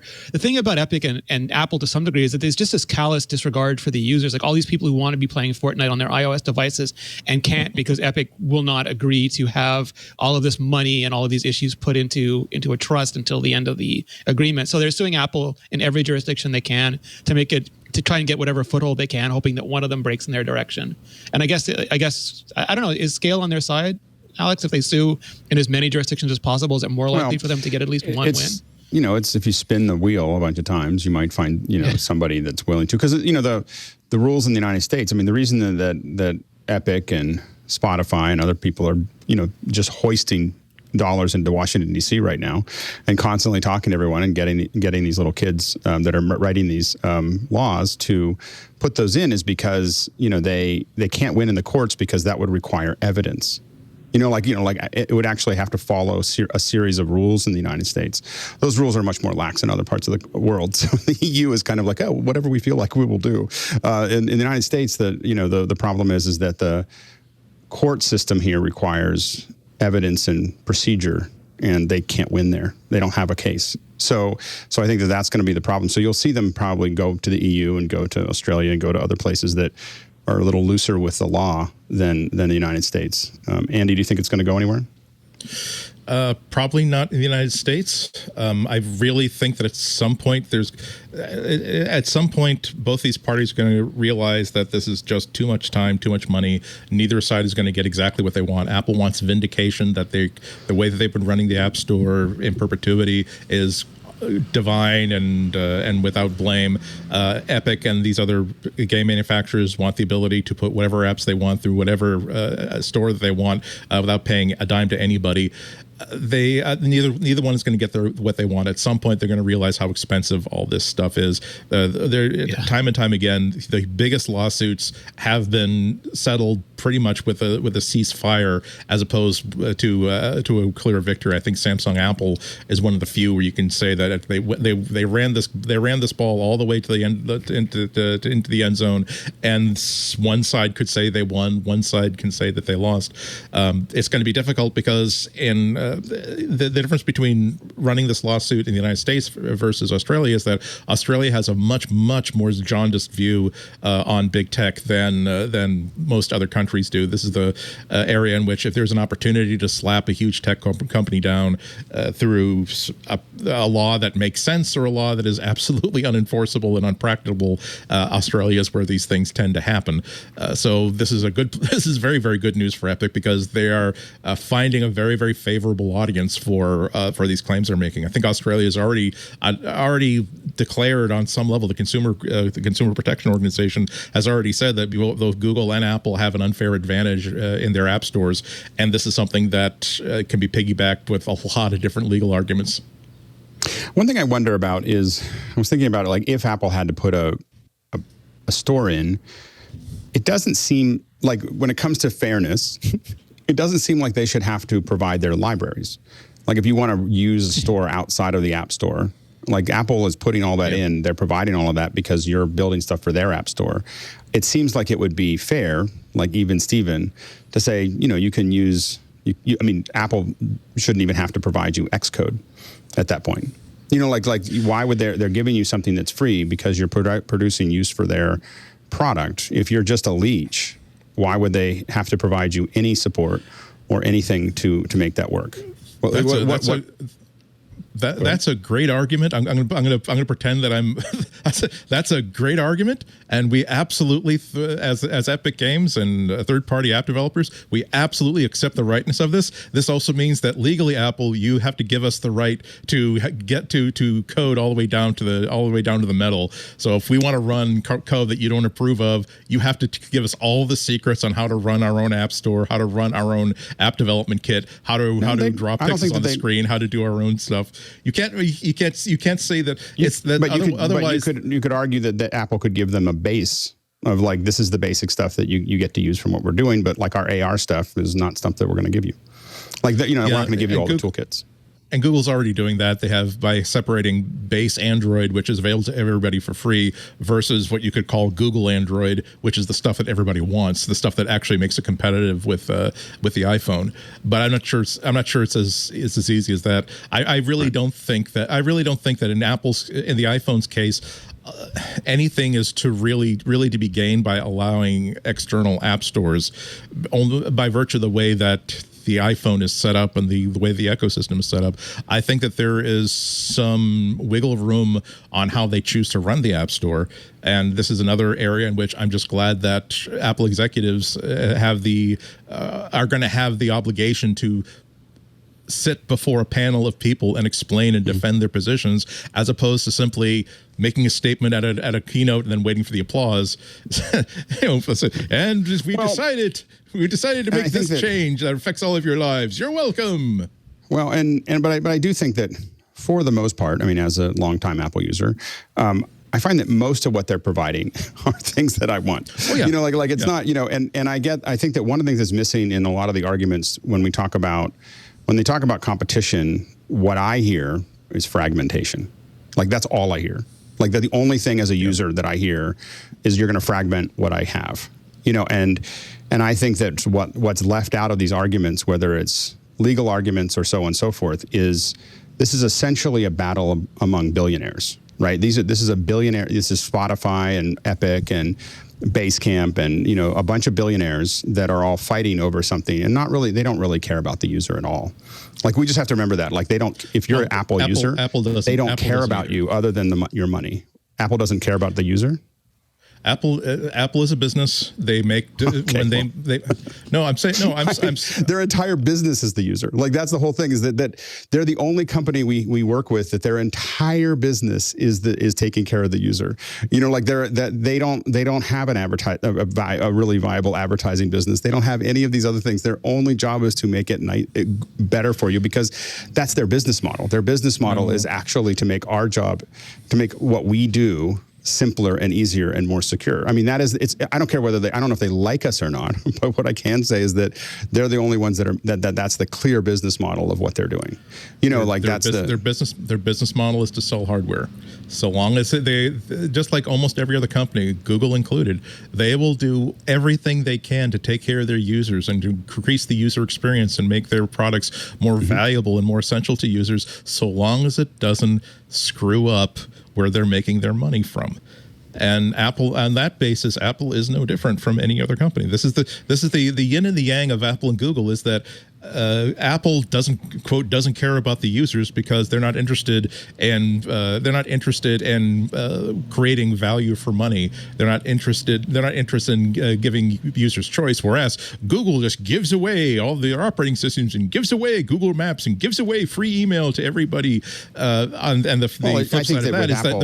flip side of that is that Google doesn't care about its users because it has to find a way to keep that ad revenue rolling in and making these profile is more and more valuable. Whereas Apple, we don't care about. We realize that from the beginning, we made this principle that although we had these opportunities to make money off of monetization of our user base, we decided not to do that. So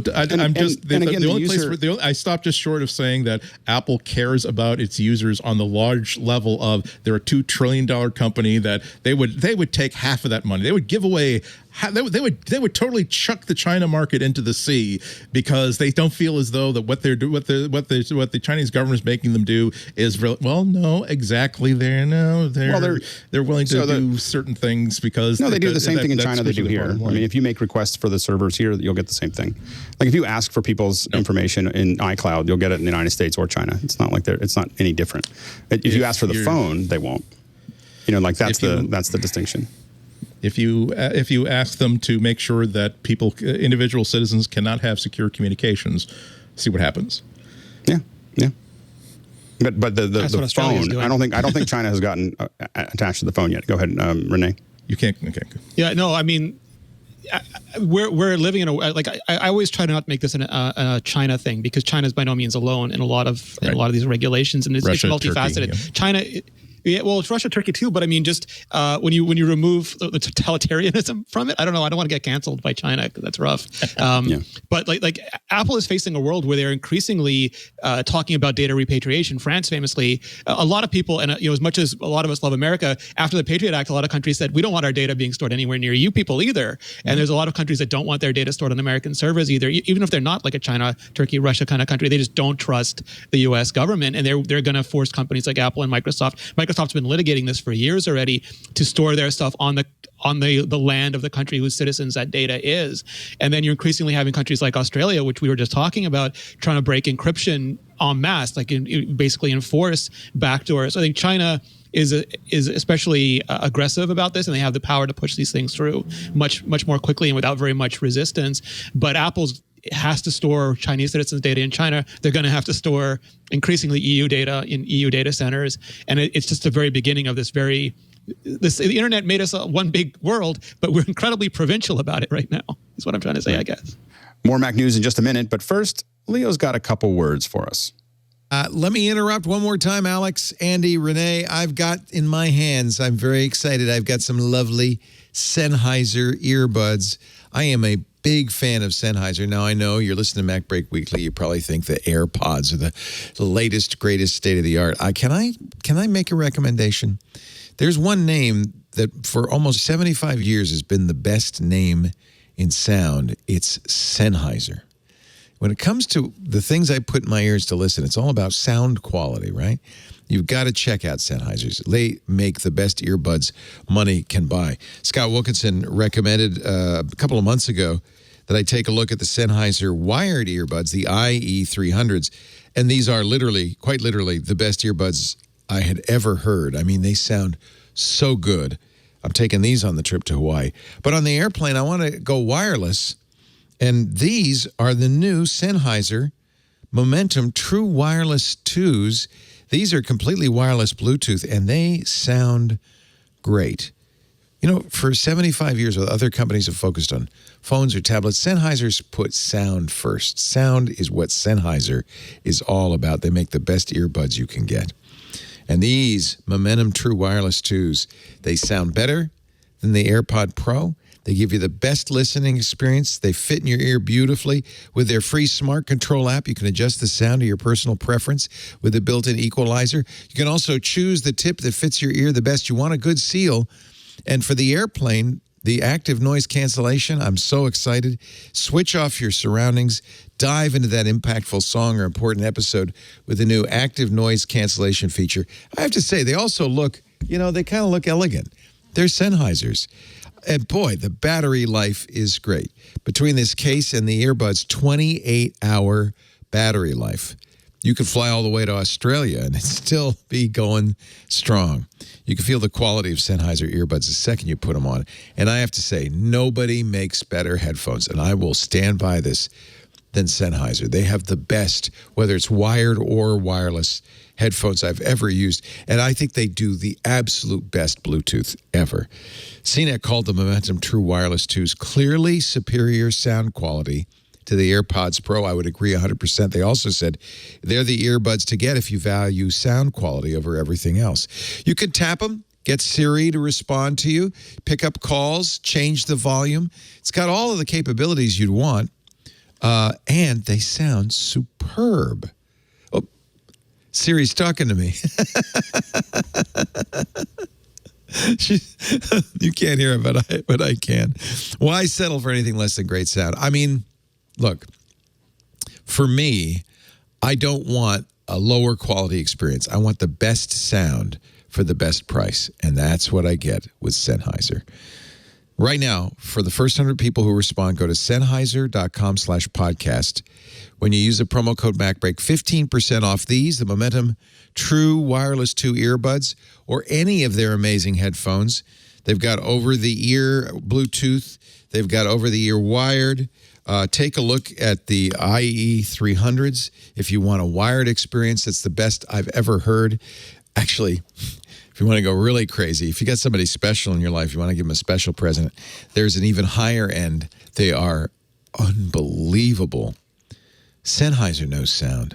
15% off when you go to Sennheiser, Sennheiser.com/podcast. You've probably heard me talk about Sennheiser before. For years, I was thrilled when they said, hey, we want to tell everybody about these new Momentum True Wireless 2 Bluetooth earbuds. And I'm really glad because I had not tried these yet. I'm a big Sennheiser fan, but I hadn't tried these yet, and they're spectacular. Jason Howell did a review, hands-on tech review last year of these, in which he also raved. Don't get the AirPods. Get the Sennheisers. The Momentum True Wireless 2 earbuds. You'll find them at Sennheiser.com/podcast. Don't forget the offer code so they know you heard it here. MacBreak. Now back to Alex, Andy, and the crew. The Tom's Guide Awards in 2021 have been released. Best Breakthroughs, Brands, Products of the Year. And the Breakthrough Award went to the Apple M1 chip. Andy, does it deserve that kind of award? Is it that good? Well, it's no Jibo, you know, that adorable little robot that was the product of the year of Time Magazine 2017. Yes, but we all cared about it. You know, we loved it. No, I would have to on a lot of different metrics. Yes, absolutely, because it's rare when you see. The development, it's rare when you see a new component totally reinvent and cause you to reimagine what an entire company's hardware output is going to be like.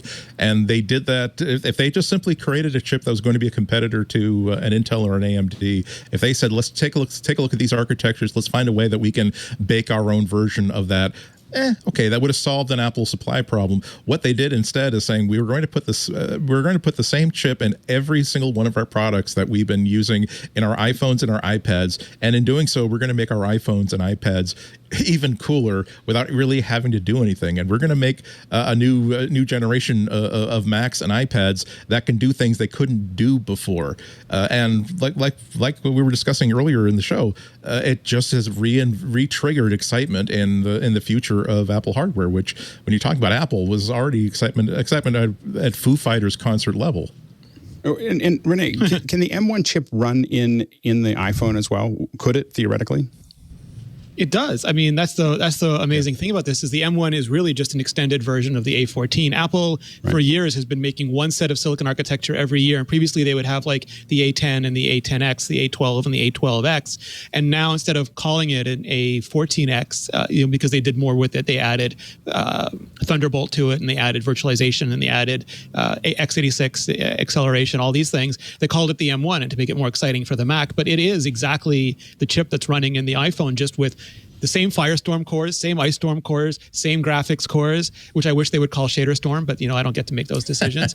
And Brainstorm for the neural engines. The same core is just massively multi-core of them. And if we get the pro level Macs soon, those will be like an M1X and have like, instead of the iPhone 6 and this one's 8, they'll have like 12, 16 cores. Like they'll just keep scaling.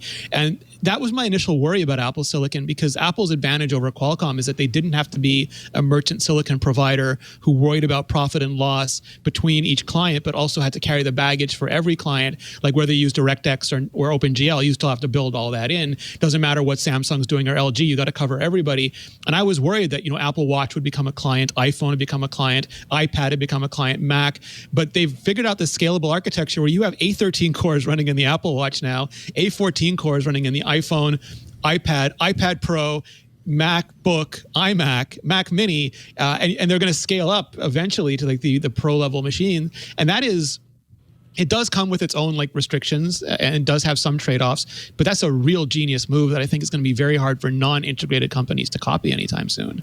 I mean, I think that's the biggest challenge, is that to do what Apple's doing, you really need to have Xcode. You need to have all the other hardware architecture, that's embedded. It seems like it would be very difficult to address this. The consortium that's required could just take a long time. And people are talking about it, but I think that it's more than just, we're going to make a chip that's just like the M1. I think that's the hard part that a lot of folks are going to have. Well, it's like Pixar, right? It's like Apple 3 years ago, their camera team is talking today, their camera team is talking to their silicon team and their iOS team about features we're going to get in 3 years. And that doesn't happen with Google's Pixel team barely talks to their Android team because they think it's kind of unfair, which I hate. Yeah. But that's how they do it. And they don't talk to Qualcomm that often. And that's right. Very hard to rectify. Or maybe they do 6 months out, but it's like being Pixar compared to being just a merchant and hiring out an animation company to do your picture for you.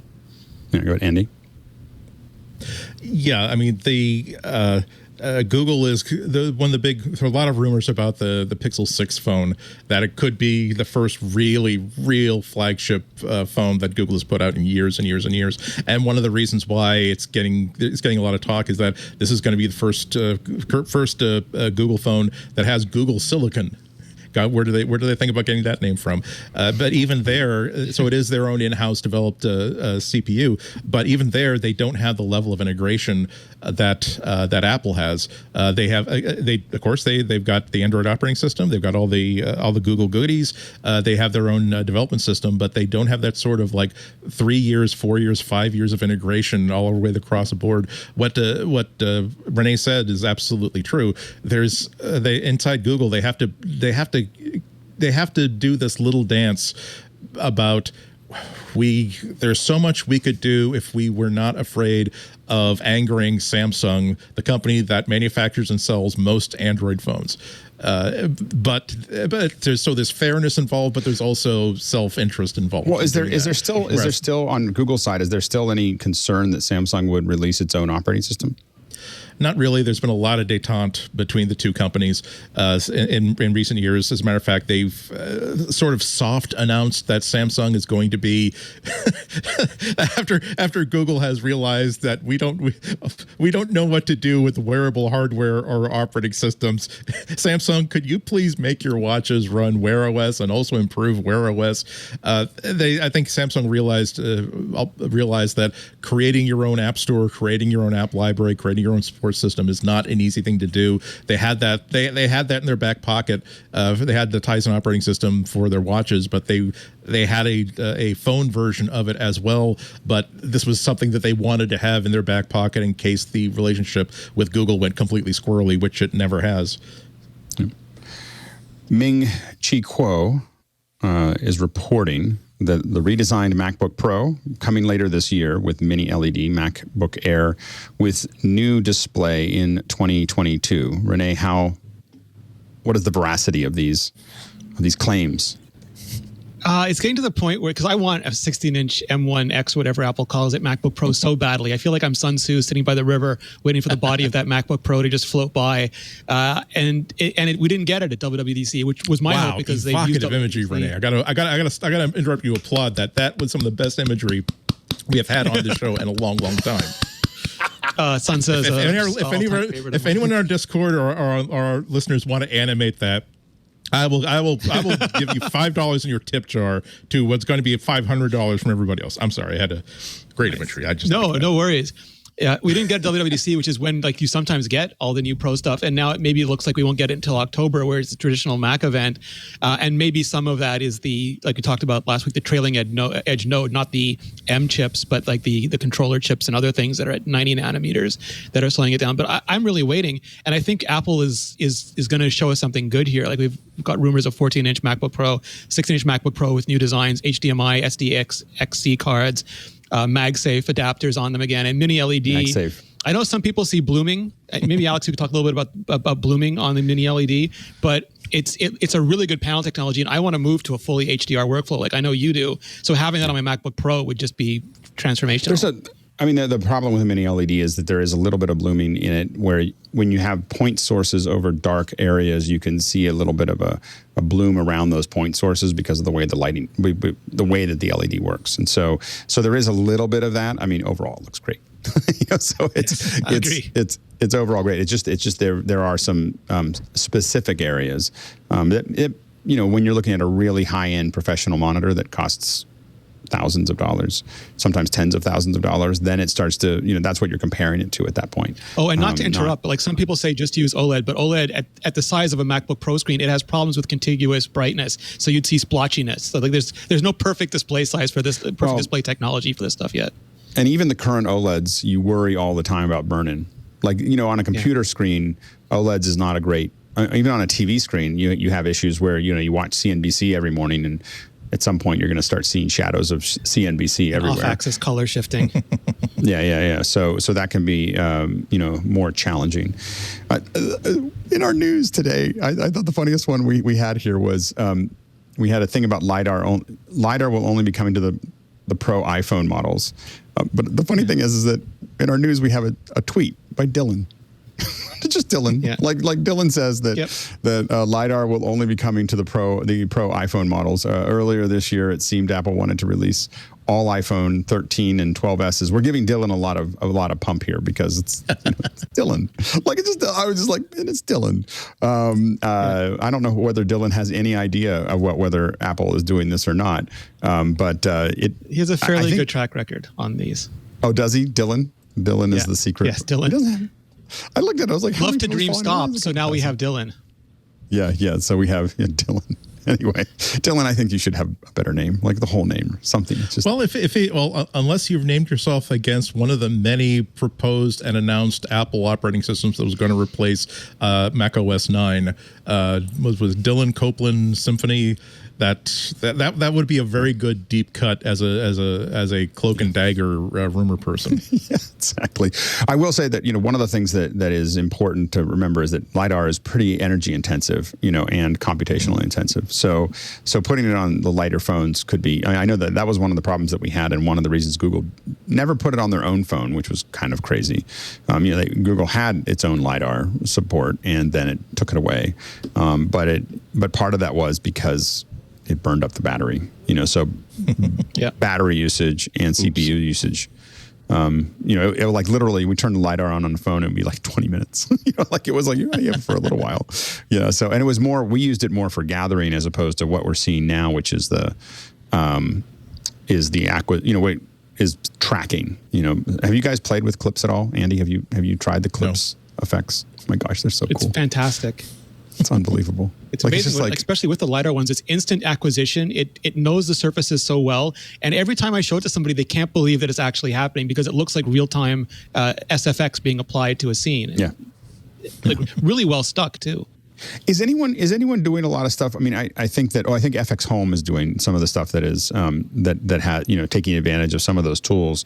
But it's a pretty it's pretty slick. What I'm really looking forward to is what happens with object capture as we look into the fall. When iOS 15 comes out, I think object capture is going to be a big deal. I mean, almost all of us that use LiDAR and photogrammetry, as soon as we saw LiDAR on the iPad first, we immediately knew what was going to happen, which is that eventually you're going to mix the photogrammetry and the LiDAR together, because that's what we were already doing, but it's really hard because this gets into the wonders of what Apple does, is that we use these photos and then we use this app and then we spend $3,000 on this software and then we spend $700 on this software and then we put it all together and we spend a lot of time and we swear a lot at the computer and then we end up with a model.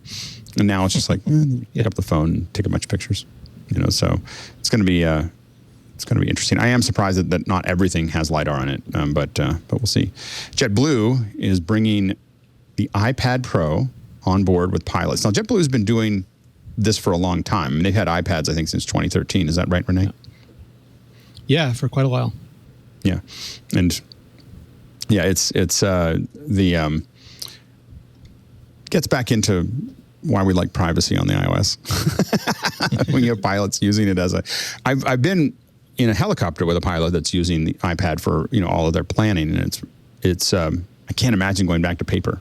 Like it was definitely like it's so much better than dealing with paper. Now, Renee, the other one that I saw that was very important, I think, for you is that I know you want to have a key ring that is made by the company that I can't pronounce. Because you get yelled at. People yell at you if you pronounce Hermes wrong. Yeah, exactly. So I just stay away from it. I'm just not going to say anything. I'm just going to let Renee say it. So people you can now make a fake AirTag. What? People are so mean on the internet. It's fine. I think people are people. They just get to be in front of a lot more people on the internet. Yes. I think that otherwise they're that way all the time. But yeah, so you can make this fair. Do you see yourself making your own key ring, Renee?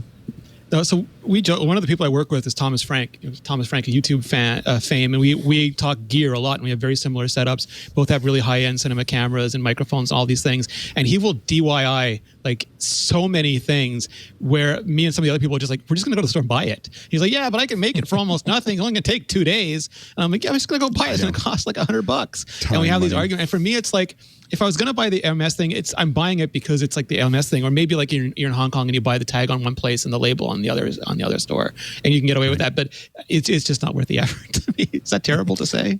No. Andy, have you played with the AirTags much?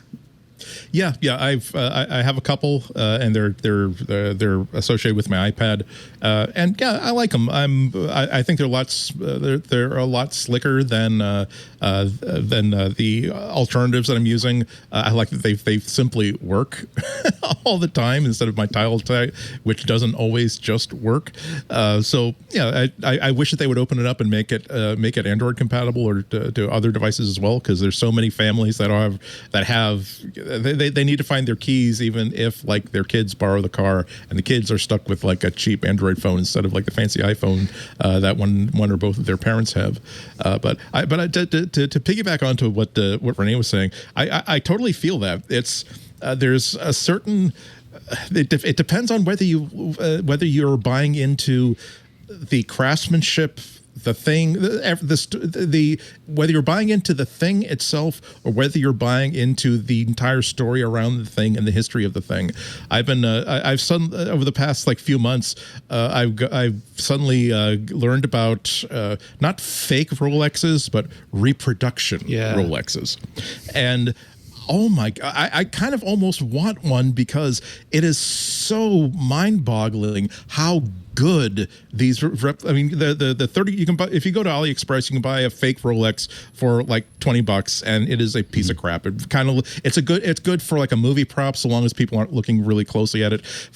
If you go into hundreds of dollars, low thousands of dollars, you will get one that side by side you absolutely, and I'm talking about at macro expansion, you are not going to be able to tell the difference. You can pop the back off and look at the mechanism, and you'd have to dig down far before you would realize you're not looking at a Rolex mechanism. And it comes with a box, it comes with all the papers, it comes with a receipt saying that you spent $28,000 on this Rolex. And at that level, I kind of admire it. The amount of work and industry that goes into something, so long as it's being sold as what it is, that no, this is not a real Rolex Daytona, this is a replica, with the advantage not just that it costs you $2,000 instead of $30,000, but you don't have to have an 8-year relationship with a Rolex dealer before he will allow you to purchase the watch that you want.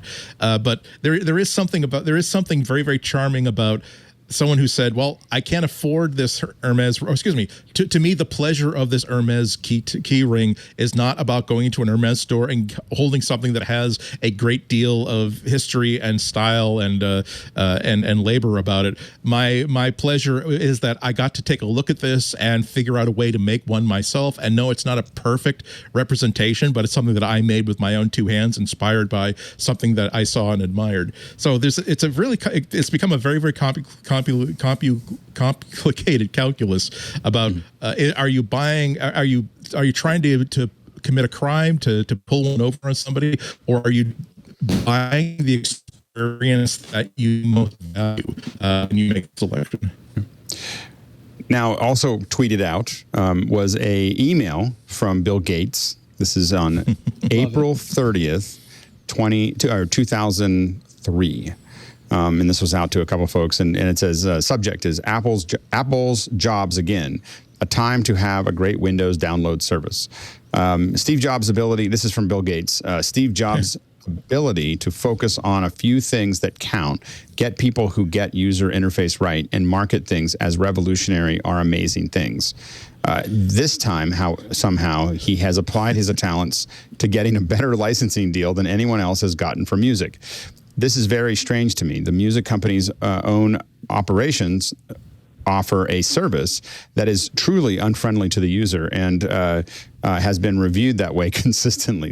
Somehow they decide to give Apple the ability to do something pretty good. I remember discussing eMusic and us saying that the model was better than subscription because you would know what you were getting. With subscription, who can promise that the cool stuff you want or old stuff will be there? I am not saying this strangeness means we messed up. At least if we did so, so did Reel and Press Play and MusicNet and basically everyone else. Now that Jobs has done it, we need to move fast to get something where the UI and the rights are as good. I'm not sure whether we should do this one of these JVs or not. I am not sure what the problems are. However, I think we need some plan. So he's, there was kind of like okay, so how did Steve... How did Steve do this? Remember that there are a number of breakthroughs with the iTunes Music Store. Number one, that flat pricing, 99 cents, no questions, no differentiation, and the portability of. They didn't remove DRM, but they had portability across devices where every competing service at that point, I think he might be talking, Bill Gates might be talking, for instance, about Sony's own music service, where terrible, it barely worked at all. It watched your transactions of where you install these files like a hawk with the suspicion that you're trying to rip them off at every single turn. So it was very, very it was very, very weird that Apple was able to get all of these deals out of these distributors that these distributors were not offering customers on their own. And so if I were Bill Gates in 2003, again, Bill Gates in 2003, I would be using like the oh my God, our parents are speaking to us plainly, calmly, and evenly. This means they have never been more angry with us than they are right now, and some of us are definitely going to have our lives changed in a material way. Yeah, Renee, what was your thought? First, I love that Twitter account. It keeps tweeting out some of the best letters from like Phil Schiller and Bill Gates and everybody. And it's a must follow. If you're not following it already, it'll give you hours of old executive entertainment for you to look at. But I like the psychology of Bill Gates and Steve Jobs so much, perhaps never more than when they were both on the same stage with Walt Mossberg and Kara Swisher that one time. And you could see the admiration, but also the animosity, and like Steve not really caring and Bill caring really desperately at the same time. And the whole thing. And I imagine that this through the lens of that, where Bill can't believe in his mind the crap that Steve pulls off just on the daily and gets away with all stuff. It reminds me of that Seinfeld episode where I think it was Elaine looks at Jerry and she goes, one day all of this is going to come back to you. Everything that you've done, you're going to pay for every bit of it. And Jerry says, no, I'll be just fine. And that's so I think like Bill's mind must be when he's like, he got this deal as well, and he got the internet thing, and so for me, like I read it that way, and it's luxurious. There was a lot of that both ways too. Remember the famous exchange that they had when Microsoft introduced Windows, and Steve like sent this letter or email saying, "Oh, you ripped off this is just a rip off of Microsoft. Excuse me, this is a rip off of the Mac and blah blah blah blah blah." And Bill Gates simply replied that, "As far as I'm concerned, you broke into Xerox and stole everything. What you're angry about is that we stole the TV." We stole the TV set before you got it, or something like that. It's like these are definitely two people that would wind up in the same retirement home and be the cause of a jabbing each other with canes. Well, I think that one of the things I think that I think Steve Jobs was known for was, I guess, an nice way to say it would be gaslighting, but one of the things that he was really good at in meetings. That I think we've read or heard over and over again is he would open the meeting with blunt force. Like you guys stink at this. You are really bad at this. Like, and he would, and the problem was that if you said that and you didn't have anything to back it up, it's problematic. But if you say it and then you hit them right where they know it hurts, like right where, whatever it was that you weren't doing very well, he would just tell you what that was, and he'd outline it oftentimes clearer than you.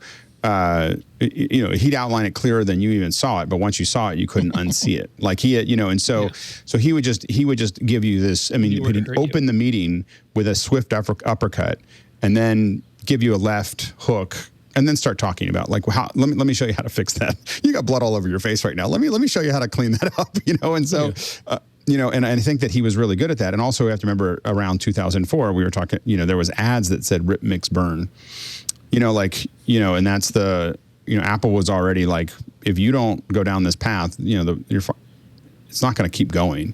Like this isn't the direction that you're going isn't working. And people, I think that part of the argument at the time was you're going to eventually have to find a way that it's actually easier for people to buy it legally than it is to steal it, and if you make it easier, they'll stop stealing it or not steal it as much. Yeah. What were you saying, Andy? No, I was just agreeing with you. But there's so many great stories about that. Also, I think that he had a sense of when he needed the stick and when he needed to seize the room, and when it was okay. Everyone in the room know that he held the cards. I was trying to remember since we were talking about the iTunes store. When Apple realized that we're going to have to go into digital music, they wound up buying an app called SoundJam and making that into iTunes. But there was another another Mac music app that did the music library stuff that I think that Apple was courting first, and they did. Excuse me. With one by Panic, yeah. Yeah. Mm-hmm. I think that would make sense because I think the creator made this long blog post about the meetings with Steve, in which he was very, very nice, and he was saying, well, here's what's going to happen, and here's why it is in your best interest to join Apple, to sell your product to us, and to become the product manager for this inside of Apple, and without he wasn't stroking a white cat. He wasn't saying, oh, this is why you screwed this up and you can't do this and only Apple can do that.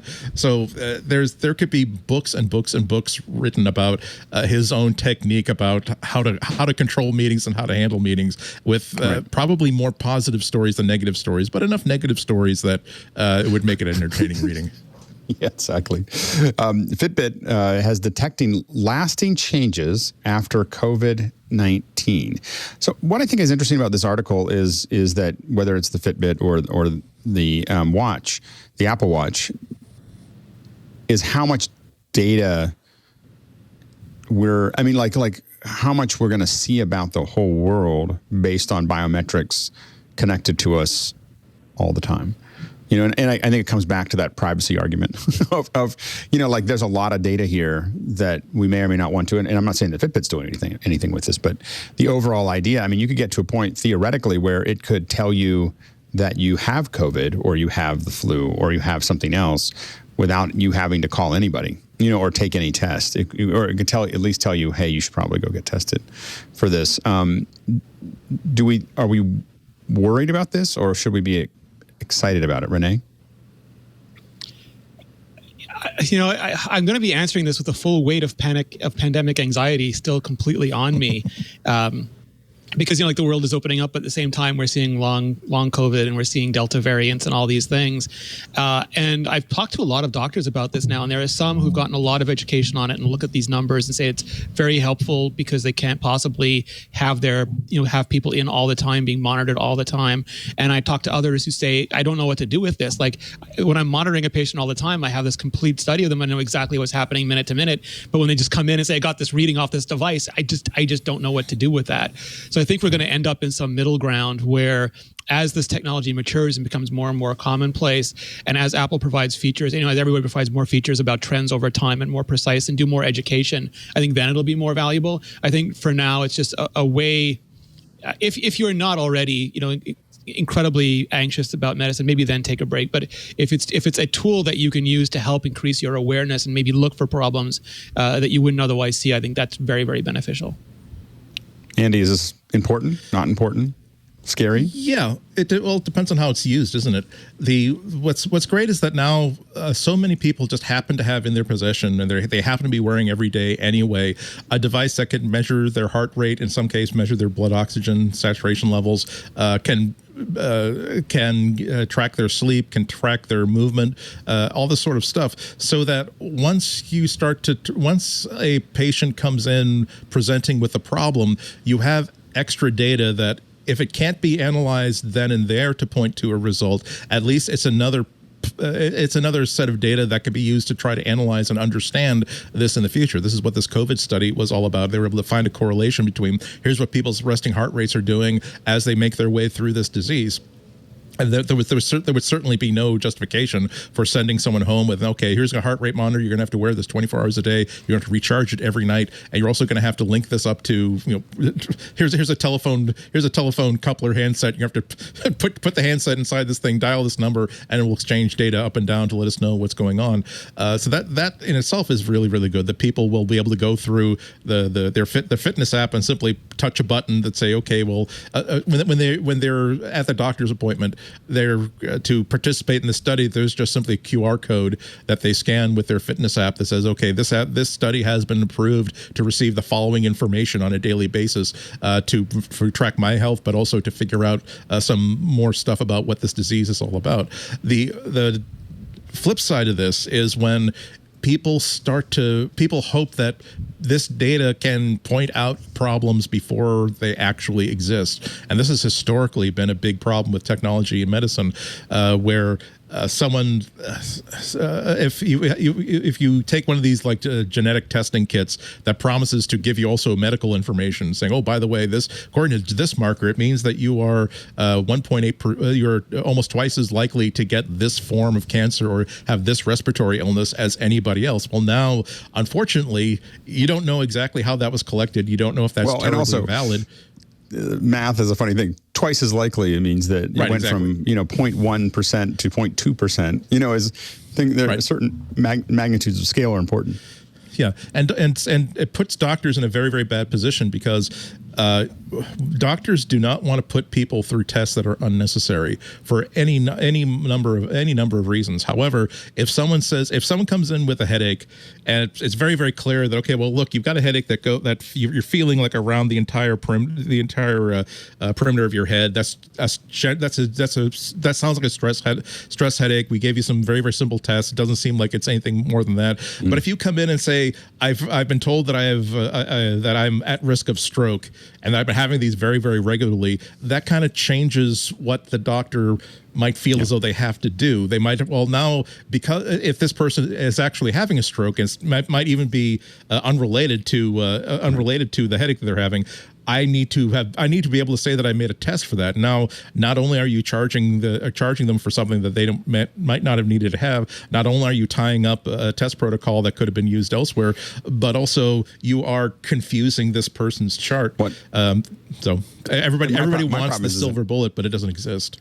So far, the only alert that I get is that it says I'm seated and my heart rate is very high, and every time I get that, I'm watching a Steeler game. so it's like it's exactly like every game. Almost every game, because Steelers never win by a lot. And even if they're winning by a lot, you're afraid that they're going to lose anyway, and so you just kind of sit there with it. The most entertaining screenshots I ever see people post on social media is when it's a strip of what their heart rate was, and there's this one big spike, and it's like, okay, this is when my wife told me that she's late. yeah, exactly. that we might be pregnant. Yeah, exactly. Now, Brazilian criminals have started to talk. Evidently, they've been stealing iPhones, and then they have been gaining access to bank accounts. Now, people thought that maybe they had access to Celebrate, or they were doing something. Turns out they were just taking the SIM card out of the phone and putting it into another phone. How much data is on that SIM card? Actually, a lot. Your ID is on there. Recent texts are on there. Obviously, the identity of the phone is on there. So anything that that's the problem with two-factor authentication. That it is. I think a lot of us, possibly myself included, oversold it as a panacea, saying, "Oh, well, don't just trust your bank accounts or whatever to a password. You should also use two-factor authentication, so that you also get a text on your phone, so that to make sure that you are you." And that was before people really realized that, oh, well, you can actually clone a SIM card. You can also use social media, social engineering to convince your phone company to please make me a copy of JP Moneybag's cell phone, so that I can now get authentication to access all of his bank accounts. It's a lot of it is just simple education. We have to teach people that this is where the failure points of your security are, and this is how you can improve them. And these next generations of operating systems that will rely on additional security keys for the most important stuff are going to be transformative in protecting our money. Yeah, and Renee, do you think this is just something that Apple will slowly close up? This seems to be a pretty gaping hole. Well, so this is really hard stuff, and it's why I really dislike hot takes on the internet so much. This is basically a very clever variant of a SIM swap attack. It's what Andy was describing, where you go and get a SIM card, you call up the phone company and say, yeah, I've changed my SIM card, I need my number ported over, and then you put that in whatever phone you want, and you use that to get a text message to reset your password. We saw people using that to jack YouTube accounts famously, but we've seen that for a variety of things, and it's because a lot of companies use text messages as a reset mechanism, and sometimes even when they'll allow you to use a much stronger version, which is like an authenticator app, they'll still have a fallback for SMS messages.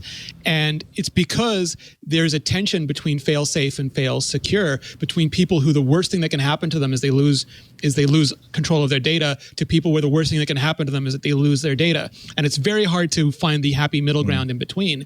Apple can tighten this up, but you'll have more people who get locked out of their accounts, like more people who have had their accounts recovered because this SMS token exists will no longer be able to use that. And so it's the same thing as any security system. You have to get it to that ideal point where, sure, some really smart criminals will always still get in, and sure, some really hapless normals will still lock themselves out, but you're servicing the needs of the 95%.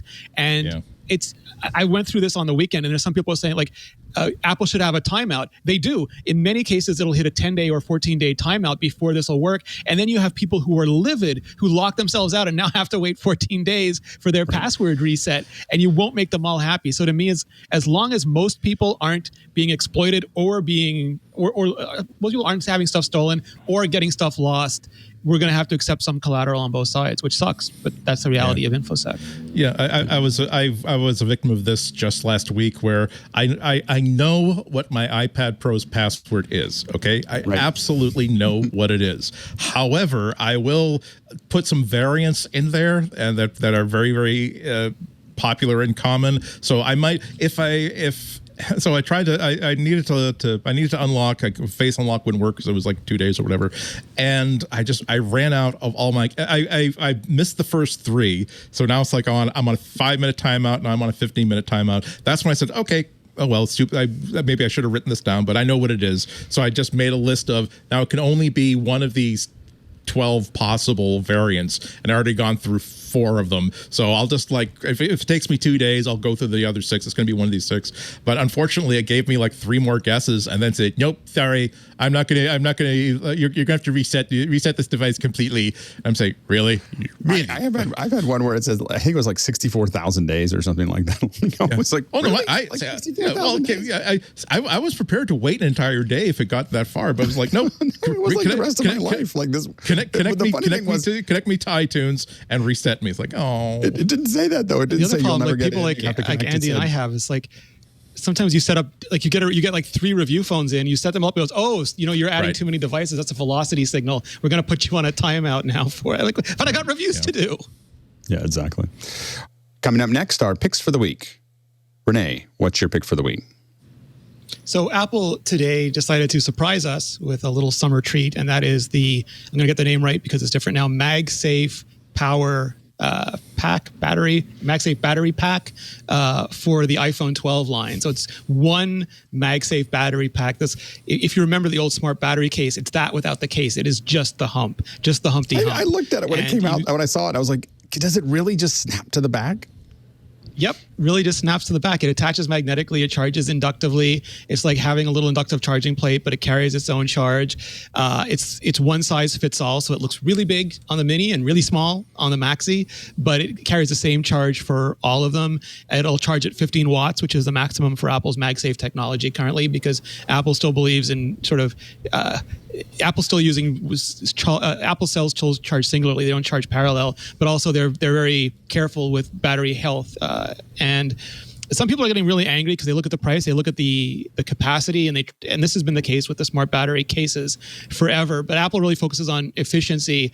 They do a lot to manage how that power is going into the iPhone, and you end up often getting way longer battery life out of them than you get over bigger units that either block radio signal, forcing the radios to power up and use more power, or that put the iPhone into plug-in mode where the networking coalescence goes away and it starts downloading updates and doing a lot of other things that are power intensive. So it's really good. It's really smart. It's got its own Lightning plug in it, so you can plug into the battery case or battery pack, or you can plug into your iPhone. And if you plug into the pack, it'll manage how fast it charges the phone versus the pack itself, in case you want to take the pack off afterwards. And it's a really nice, really elegant, typically Apple solution. You can find cheaper and bigger capacity MagSafe battery packs if that's what you want. Some people will like those. Other people like that Apple sort of does this really elegant, really refined lightsaber version, not a blaster version. And I think I'm going to get a couple of them and just keep them in my bag like I keep Canon batteries in my bag. And then when I'm on a shoot or I'm out doing B-roll or I'm at an event, I can just throw one on, expend it, throw it back in the bag, throw another one on, charge them both overnight, and I'll have as much capacity as I need, even if I'm using the tiny iPhone 12 mini while I'm out and stuff. Andy, what's your pick for the week? I put something in the show doc that I've just updated because something I ordered last week arrived just like 20 minutes ago, and I'm pretty thrilled about. I'm going to set you up by mentioning one of my favorite things in the entire world. This is my Micro Four Thirds camera, my Olympus OMD EM1, which I bought like 7 years ago and has been like my constant companion ever since. It is not the perfect camera for everybody, but it is the perfect camera for me. And it's whenever someone asks you, whenever you ask someone, hey, what do you think about this camera or this computer or this whatever, don't believe them unless if they're enthusiastic about it, don't believe them until it is as beaten up as this, because this thing has been carried everywhere, every single kind of travel. It's been dropped several times, worked just fine. It's weatherproof, so I've used it in the rain just fine, and it is really like the most lovely thing. And they've updated it twice, and I finally got like the newest update, which is the OMD Mark III. And it's the exact same shape and size. This is why I chose the OMD EM1 over like the Sonys and the Fujis and whatever's 7 years ago, because it is so compact and it feels so great in the hand that I can just walk around like with this big hand grip. I'm removing the travel. This isn't a pick for the week. This is an unboxing. It's the unboxing of the week. Exactly. And there we go. Now, it's 80. Is it true it's 80 megapixels? this has so much magic in it. So one of the stars of the show for this camera, starting from the beginning, was amazing in-body image stabilization. So I've got pictures like from the first day I used it 7 years ago, where I'm at a museum inside with like the original lanterns from the ride of Paul Revere. And I'm inside this thing, and I'm thinking, oh my God, I'm hand holding a shot at 1/10 of a second, and it's perfectly tack sharp. Well, this one is like another couple generations above that. So normally I've seen pictures taken with 2-second shutter speeds that are perfectly sharp and usable. But they also have a couple of other modes where if you're doing like a landscape, it's not like action, not people moving around. Without a tripod, it will do image stacking and give you a 50 megapixel image, 50. If you have it on a tripod, it will do 80 megapixels.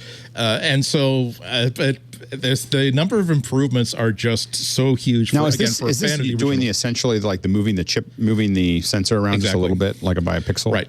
Yeah, exactly. It moves independently of the lens. You don't need a special lens. It will work with anything. I've got, for instance, one of my dad's old camera lenses from like the 1970s, and I've got like a micro 4/3 adapter on it, and it will give you 7 stops of stabilization even on this lens itself.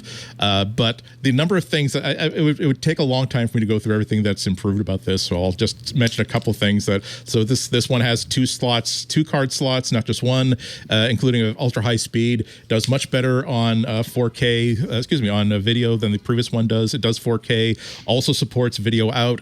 Also, so I can use this as a webcam. This is one of the reasons why I wanted to show this to you this week, because hopefully next week I will have this like on a temporary mount, like up here, and I can actually have like not Alex quality, not Alex quality, not Renee quality, but at least better Ihnatko quality.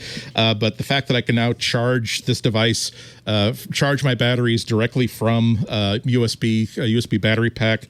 It's got a flip out and revolving screen, so it's going to be good for vlogging. But what I like most about it is that it really is everything. What I like about it is that it really is everything that I liked about the first one, only like 7 years better. Again, I will not try to drop it, not like I tried to drop the first version, but I'm convinced that this is something that's compact that I can throw inside my laptop bag, whether I think that I'm going to be interested in taking pictures or not. And if it gets a little bit of abuse, it will handle that just fine. And it's just exactly the right camera for my needs. And I can't say enough about it. This is one of the lessons about this is that it's not the perfect camera for everybody, because this is micro 4/3. It has a smaller image sensor than most of the other cameras you could buy at this price. Olympus had a huge sale last week. It finally dropped below the price on a very reconditioned models at a price I decided. I told myself that as soon as it goes below this insane price, I can't not buy it, and so I had to go and buy it. But for the list price for $1,600, if you're going and you haven't bought lenses, you haven't bought anything like that, you might certainly be tempted by full frame sensors like on the Sony and stuff like that. The Sonys, they just don't work the same way as this one does for me. This is like a natural extension of my hand, and with the added features they've put into this, including the increase in resolution, the increase in speed, being able to shoot. I shoot a lot of roller derby and a lot of sports now that I didn't do 7 years ago, and even the old one worked fine. This will work even better. It all comes down to there's a point at which you believe the reviews, you believe the little chart that compares two different models, competing models against each other, and you believe the common wisdom that, oh well, this has a smaller image sensor than the Sony, so the Sony is going to take better pictures than that. But at some point, you have to put this thing in your hand, find the one that works best in total as a total package for you. I would not be able to take the sort of pictures that I've been taking for the past 7 years with this if I had bought a Sony, and that's just simply the fact. So make sure that you buy not the right one that's being recommended by the reviews and by all the DX Mark and that sort of stuff. Buy the right one for you. This is the perfect. As I like to say sometimes, there was an Olympus OMD EM1 hole in my photography life that this spackled perfectly, that every other camera would not have been able to fill in well at all. That's great. My pick of the week is actually the Oculus Quest, and the reason I'm doing it in Mac Break is because it ties with your iPhone really well. Being able to the store on the iPhone means that you're ordering everything there. This is a huge. I took a long time to buy this because I was kind of prickly about Oculus in general because I felt like it kind of ruined my last pair of glasses, because it just, because it was just one of those things that they didn't put a little roller in. But when we were going to the shore and my kids loved it, and I thought, oh, the cousins will enjoy it, and we had I had a friend that was doing some other stuff, and so anyway, so I went ahead and got it, and it is a transformative experience not to be tethered to a PC. So this really freed Oculus to do a lot of more interesting things. So this is not new. There's nothing new about it except for the fact that without being tethered, you can move around a lot more. You have a lot more range. Also, you're just not stuck with every time there's an update to Windows, doesn't work anymore, which was kind of the standard thing with Oculus. Is like every time there was an update, now I had to do a whole bunch of other updates, and it was just like one of those things that you had to deal with. And now it's much more stable. Robo Recall is still my favorite game on it, I have to admit. I'd love to say there's other things, but when we took it to the shore with my nieces and nephews, we had a whole bunch of people in one. This was last week. Was it last week? Yeah, or the week before. No, I can't remember. But when we took it to the shore, what was interesting was the only time this wasn't being used, pretty much from 8 o'clock in the morning until 8 or 9 at night, was when the battery was dead. Like the kids just, used it just constantly. So anyway, so that's my little pick for the week. It's pretty fun. You get USB-C to charge it, and then it comes with these little dudes. And it does have a little spacer that I did put in that doesn't push on the glasses so much. So it's slightly better set up in that case. Anyway, that's my pick for the week. Renee, is there anything coming up for you in new videos? Oh, I'm doing. I'm just doing a ton of explainers right now. I'm using the lull between events and the reopening of the world where everyone's going out and not quite watching as much YouTube as they used to do a bunch of Apple history stories, like why Apple does some of the things that they do, and also some explainers. Like I think yesterday I posted the M1X versus the M2X, try to explain to people the difference between silicon generations and the amount of cores on package. And I find that stuff just endlessly fascinating. Andy, anything you got coming up? Yeah, a couple things. I'm on, as usual, WGBH Boston's NPR station. This week I'm on Thursday at 12:30 in the afternoon Eastern Time. You can stream it live or later at WGBHnews.org. I'm also substituting for two members of the All About Android show here on Twit.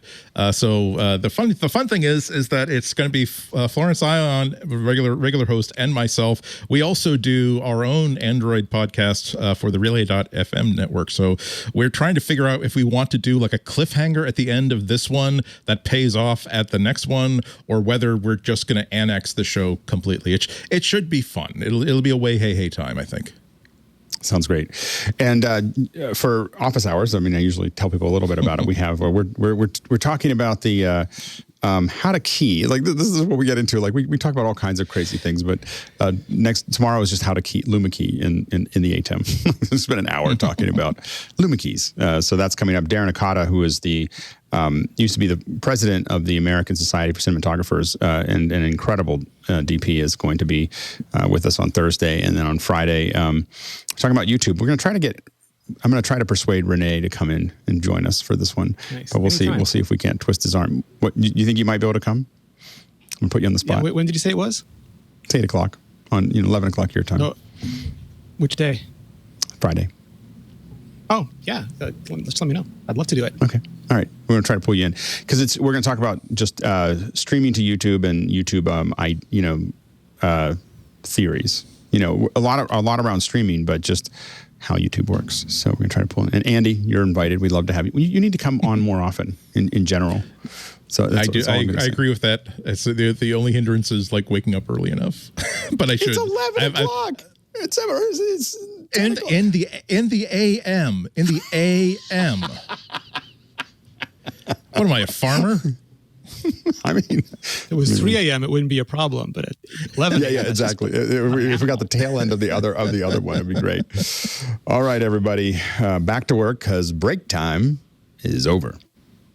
You may have heard about this story, but are you familiar with the story behind the story? Well, every week on Tech News Weekly, my co-host Micah Sargent and I, Jason Howell, speak to the people who are making and breaking the biggest tech news of the week. We're talking with journalists, we're talking with industry veterans, often we're talking with the people who are responsible for the story. Don't miss Tech News Weekly at twit.tv.